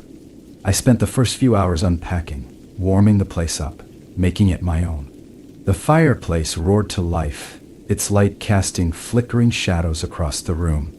Outside, the snow continued to fall. Heavier now, the wind rattling the windows in their frames. By the time I found the box in the corner of the attic, the house had begun to feel less like a stranger's and more like mine. The box was old, its edges soft with wear, the cardboard faded and brittle. It wasn't labeled, just a plain brown box tied shut with twine. I brought it down to the living room and opened it, expecting to find blankets or dishes or maybe a few books. Instead, I found the ornaments.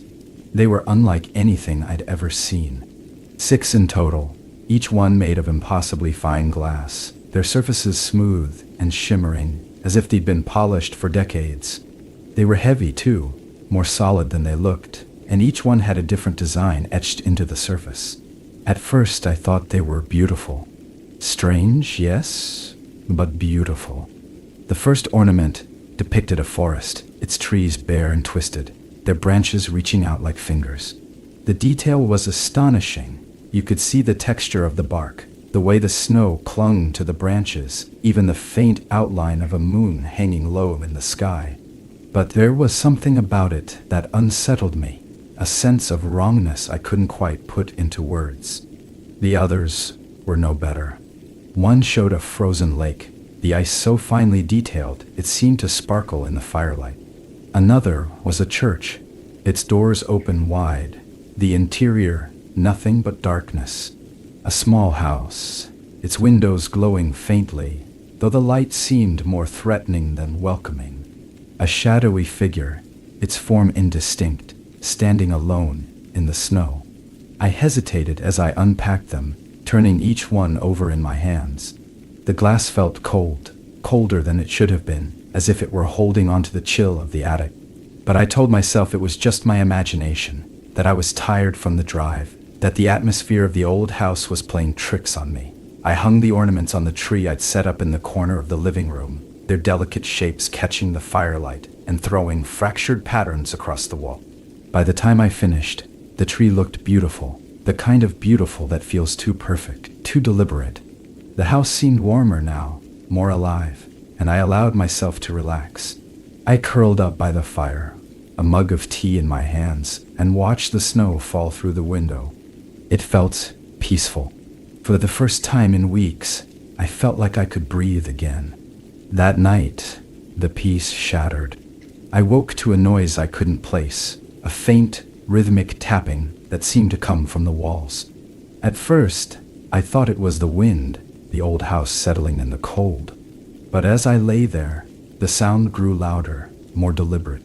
It wasn't random, it was a pattern, a steady, purposeful knock that echoed through the silence. I sat up, the cold biting against my skin as I swung my legs out of bed.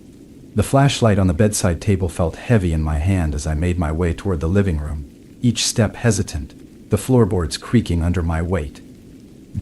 The tapping stopped as I reached the hallway, replaced by a different sound, a faint, delicate chime, like the tinkling of glass against glass.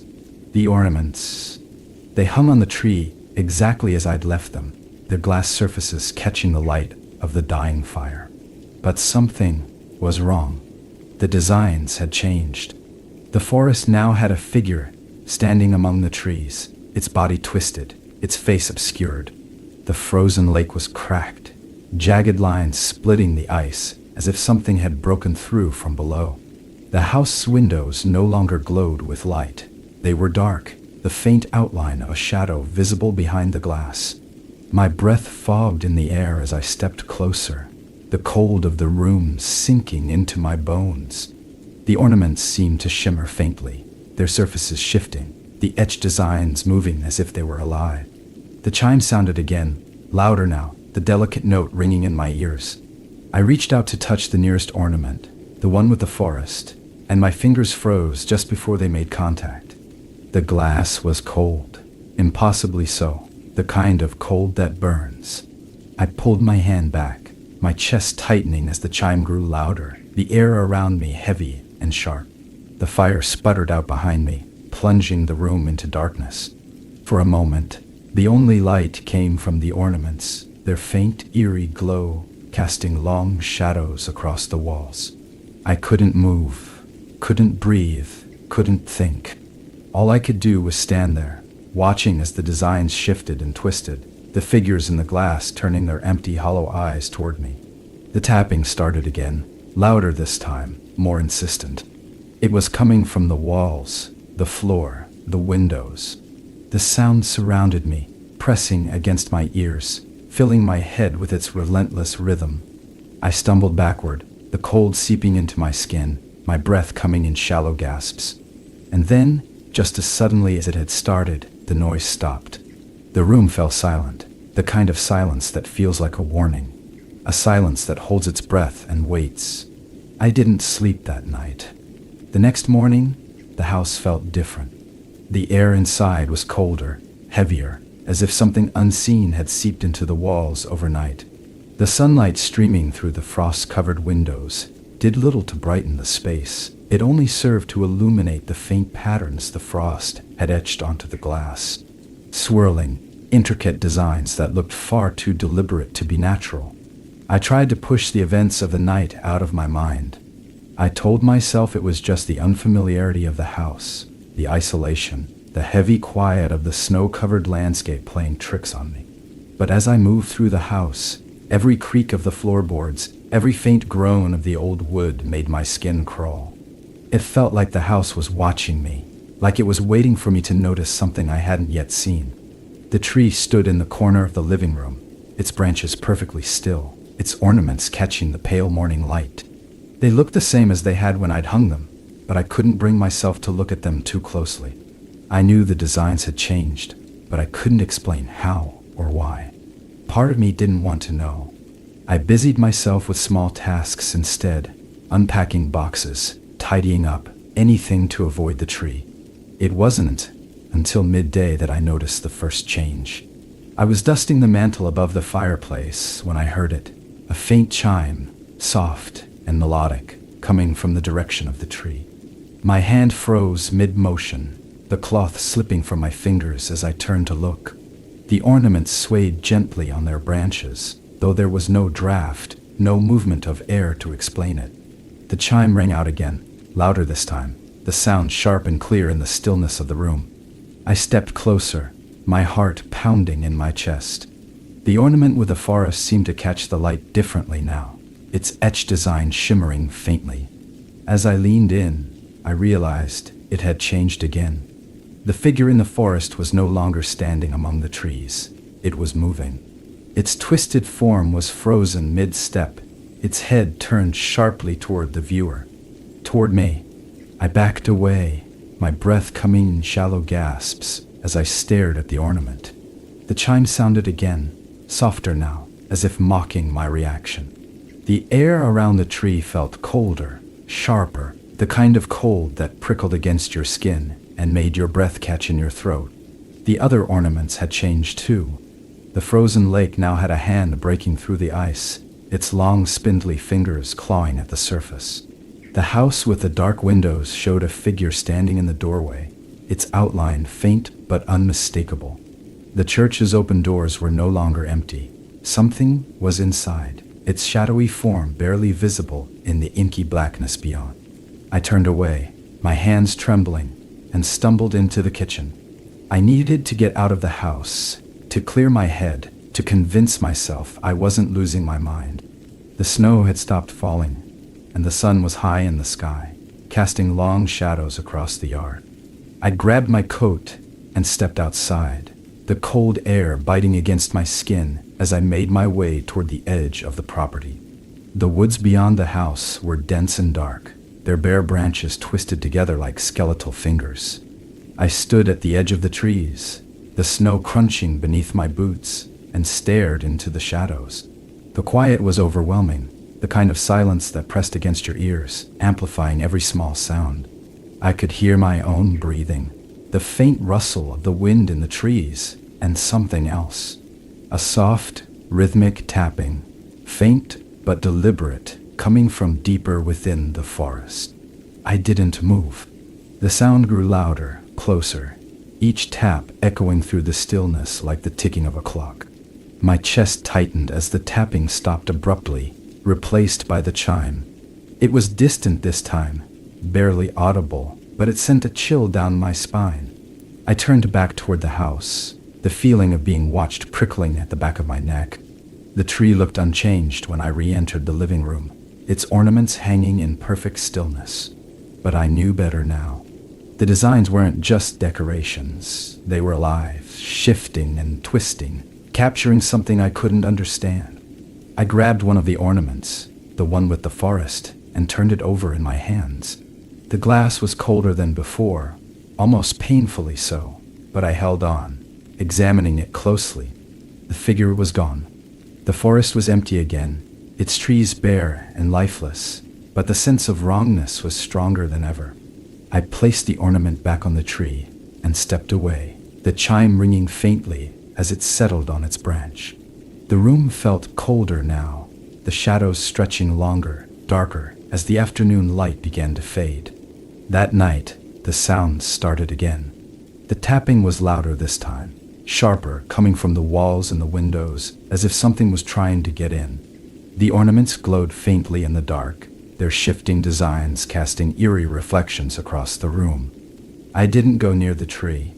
I stayed in the kitchen, the light from the stove the only thing keeping the darkness at bay. And then, just as suddenly as it had started, the noise stopped. The house fell silent, the kind of silence that feels like a warning. I sat there, staring at the faint glow of the ornaments through the doorway, and waited for the next sound.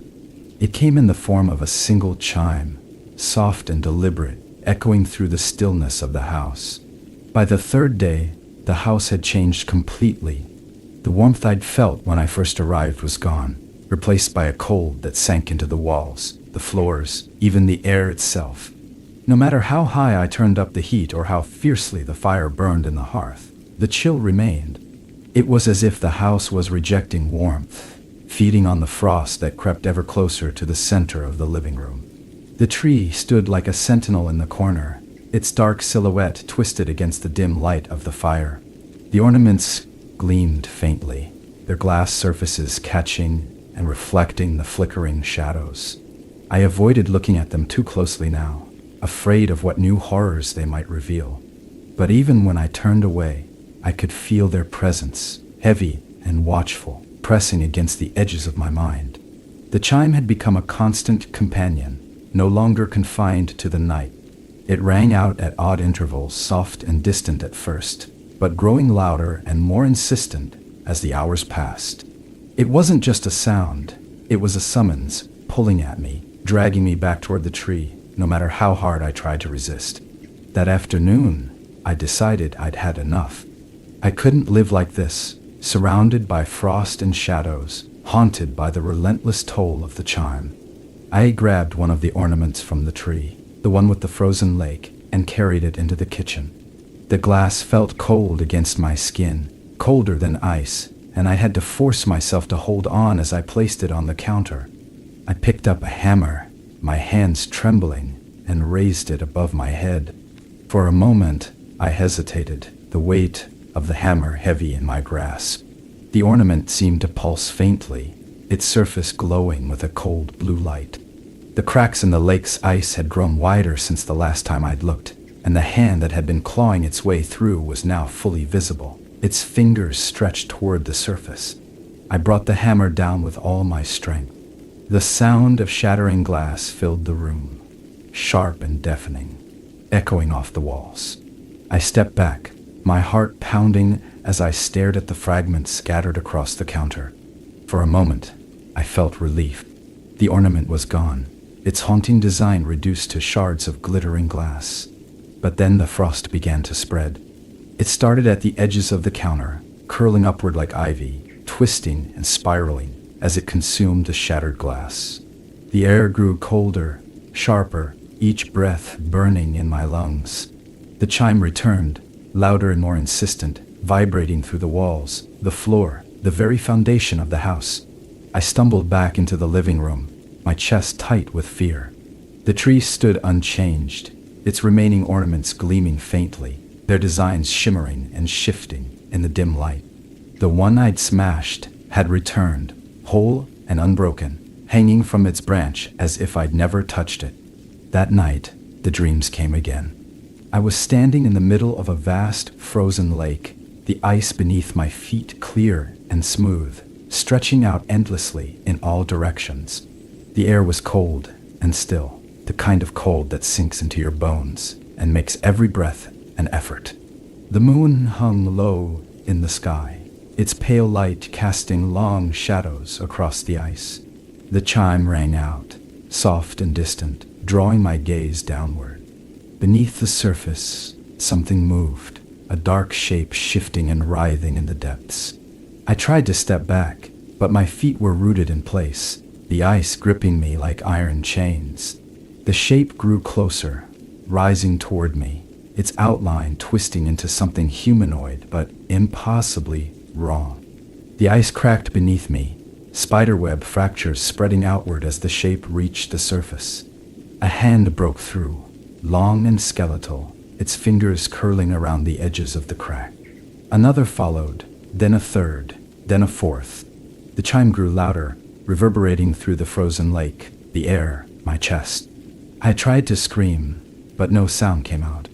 I woke with a start, the cold air of the cabin biting at my skin. The fire had gone out again, the room plunged into darkness. The chime echoed faintly in the stillness, and the frost on the walls seemed to glow faintly, casting eerie, shifting patterns across the ceiling. The ornaments were brighter now, their designs alive with movement, each one showing something worse than the last.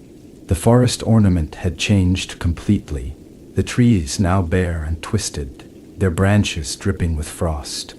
The figure that had been standing in the distance was gone. Instead, I saw something larger, darker, moving between the trees, its massive form barely visible against the shadows.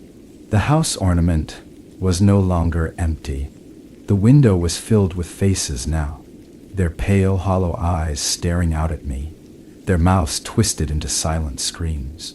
I couldn't stay in a living room any longer. I retreated to the kitchen, my breath fogging in the icy air, and locked the door behind me. The chime grew softer as I curled up on the floor, wrapping myself in a blanket. But it didn't stop. It never stopped. The frost crept under the door, slow and deliberate, like it was searching for me. I closed my eyes, the sound of the chime filling my ears, and waited for the dawn. The frost had overtaken nearly everything. The walls of the cabin shimmered with a faint, icy sheen, and the windows were etched with jagged, crystalline patterns that seemed to pulse faintly in the dim light. No matter how much I stoked the fire or layered myself in blankets, the cold was constant, clawing at my skin, sinking deep into my bones. The air itself felt heavy, thick with something invisible and oppressive. The ornaments on the tree glowed faintly now, their once delicate designs shifting and twisting in ways that felt alive. They no longer waited for me to notice their changes. They moved openly, the scenes within their glass growing darker, more violent. I didn't want to look, but I couldn't avoid them. It was like they were calling to me, demanding my attention, pulling at my thoughts no matter how hard I tried to resist. The one with the church had changed the most.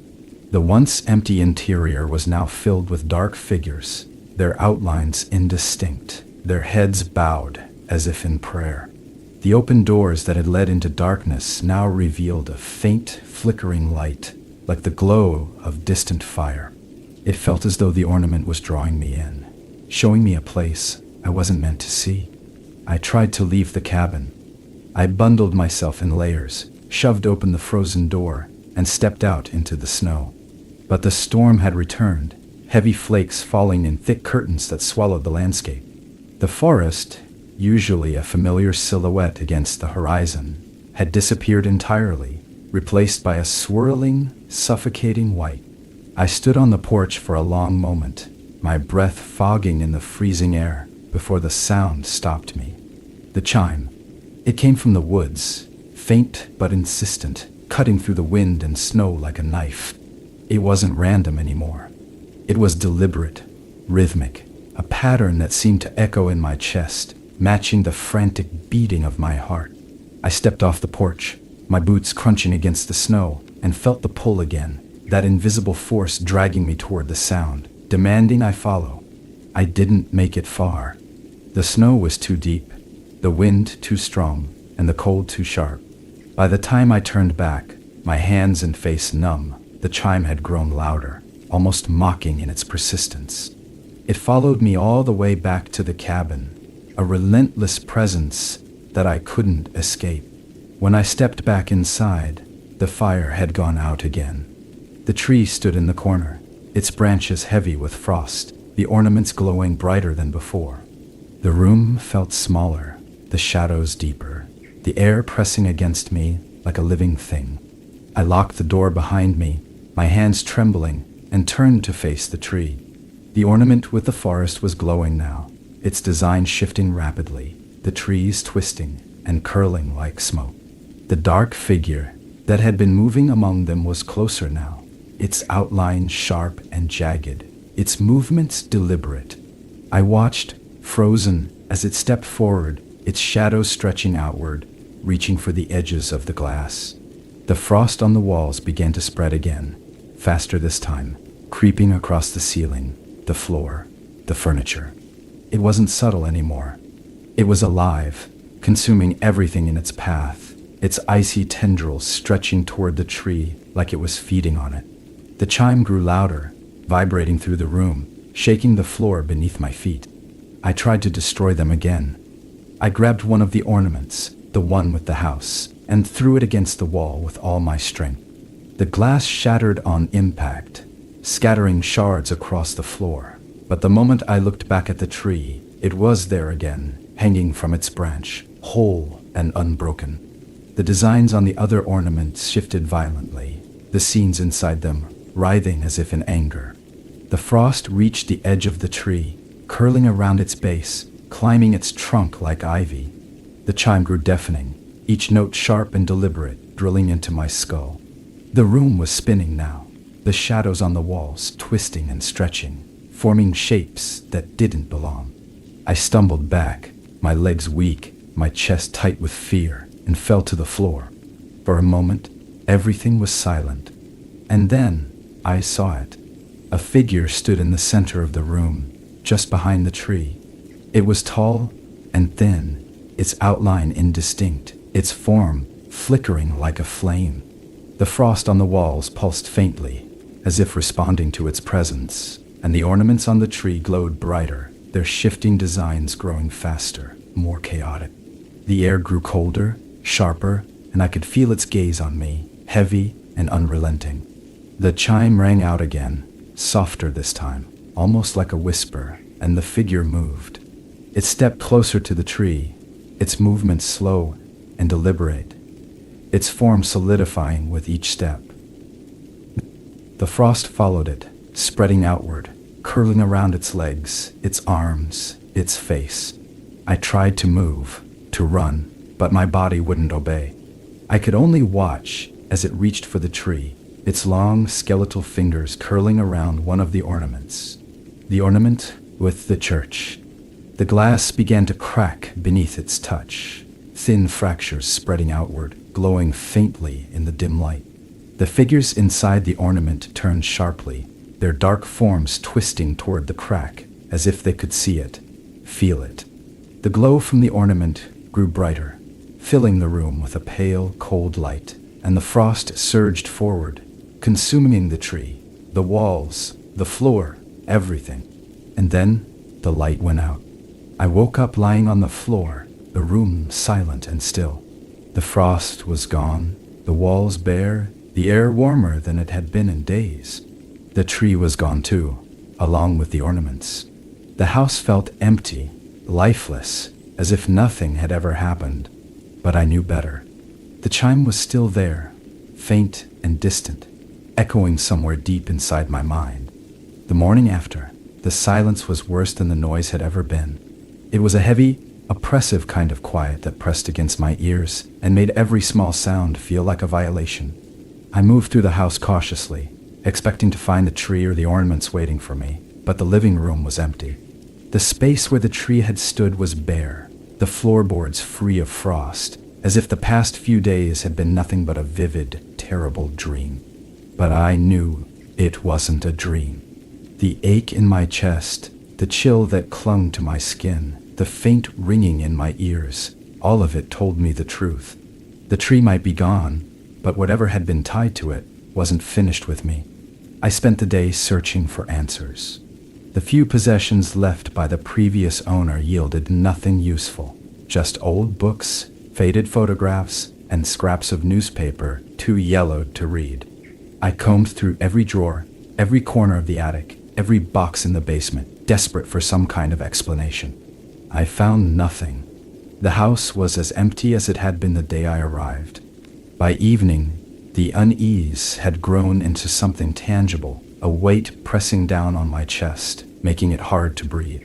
The light outside faded quickly, the snowstorm returning with a vengeance, blanketing the world in white. I tried to light a fire, but the flames refused to catch, the wood damp and uncooperative. The house grew colder by the minute, the frost creeping back onto the windows, the air thick with an unshakable tension. And then, just as the last light of day disappeared, the chime returned.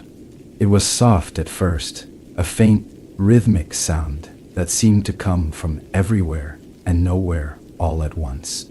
It grew louder, steadier, vibrating through the walls, the floor, my very bones. I stood in the middle of the living room, frozen in place as the temperature plummeted around me. My breath fogged in the icy air, the faint glow of frost spreading along the edges of the room, creeping closer with every passing second. Wow, the ornaments were back. They hung in the air where the tree had once stood, suspended by nothing, their glass surfaces shimmering faintly in the dim light. The designs within them had changed again, more vivid, more alive than ever before. The forest ornament showed the figure fully formed now, its twisted limbs stretching outward, its face a pale, hollow void. The lake ornament was fractured, its cracks glowing faintly, the thing beneath the ice clawing at the edges as if trying to break free. The church was ablaze, its dark figures silhouetted against the fire, their hands raised in silent supplication. The chime grew louder, each note sharp and deliberate, cutting through the air like a blade. The frost surged forward, faster now, curling around my feet, my legs, pulling me toward the ornaments. I tried to fight it, to move, to run, but my body refused to obey. The cold sank into my skin, into my chest, wrapping around my heart like a vice. And then the air changed. It wasn't just the cold anymore. It was something alive, something ancient and vast and hungry. The shadows on the walls twisted and stretched, forming shapes that didn't belong, shapes that shouldn't exist. The ornaments glowed brighter, their shifting designs casting eerie patterns across the room. The chime became a roar, deafening and relentless, vibrating through the house until it felt like the walls would collapse under the weight of it. In the center of the room, the ornaments began to move. They spun slowly at first, then faster, their glowing surfaces blending together into a whirl of light and shadow. The frost pulsed in time with their motion, the room growing darker, the air heavier, thicker. I felt myself being pulled forward, the force too strong to resist, dragging me toward the spinning mass of glass and light and frost. And then, in an instant, everything stopped. The chime cut off, the frost froze in place, the ornaments hanging motionless in the air. The silence was absolute, the kind of silence that feels alive, that presses against your ears and makes your heart pound in your chest. The light from the ornaments dimmed, fading to a faint cold glow, and in the center of the room, a figure appeared. It was the same figure I'd seen in the forest, in the ornaments, in my dreams. Tall and skeletal, its limbs too long, its movements too fluid, its face nothing but a hollow void. It didn't walk toward me, it glided, its presence filling the room, suffocating and overwhelming. The air grew colder with each step it took, the frost spreading out in jagged veins that cracked and splintered the floorboards. It stopped a few feet from me, its head tilting slightly, as if examining me. The hollow void of its face seemed to shift, and for a brief, terrifying moment, I thought I saw something staring back at me. The ornaments pulsed faintly, their light flickering, and the frost curled around my ankles, holding me in place. The figure raised one long, skeletal hand, its fingers curling toward me, and the frost surged upward, wrapping around my chest, my arms, my throat. The air was gone now, replaced by the crushing weight of the cold, the suffocating presence of the figure in front of me. The ornaments glowed brighter, their shifting designs blurring together into a single blinding light. And then everything went dark. When I woke, the house was empty. The frost was gone, the air warm and still, the ornaments nowhere to be found. The living room was exactly as it had been the day I arrived, the space where the tree had stood bare and untouched. Outside, the snow had stopped, the pale light of dawn casting long shadows across the yard. But the silence remained, and somewhere, faint and distant, I could still hear the chime.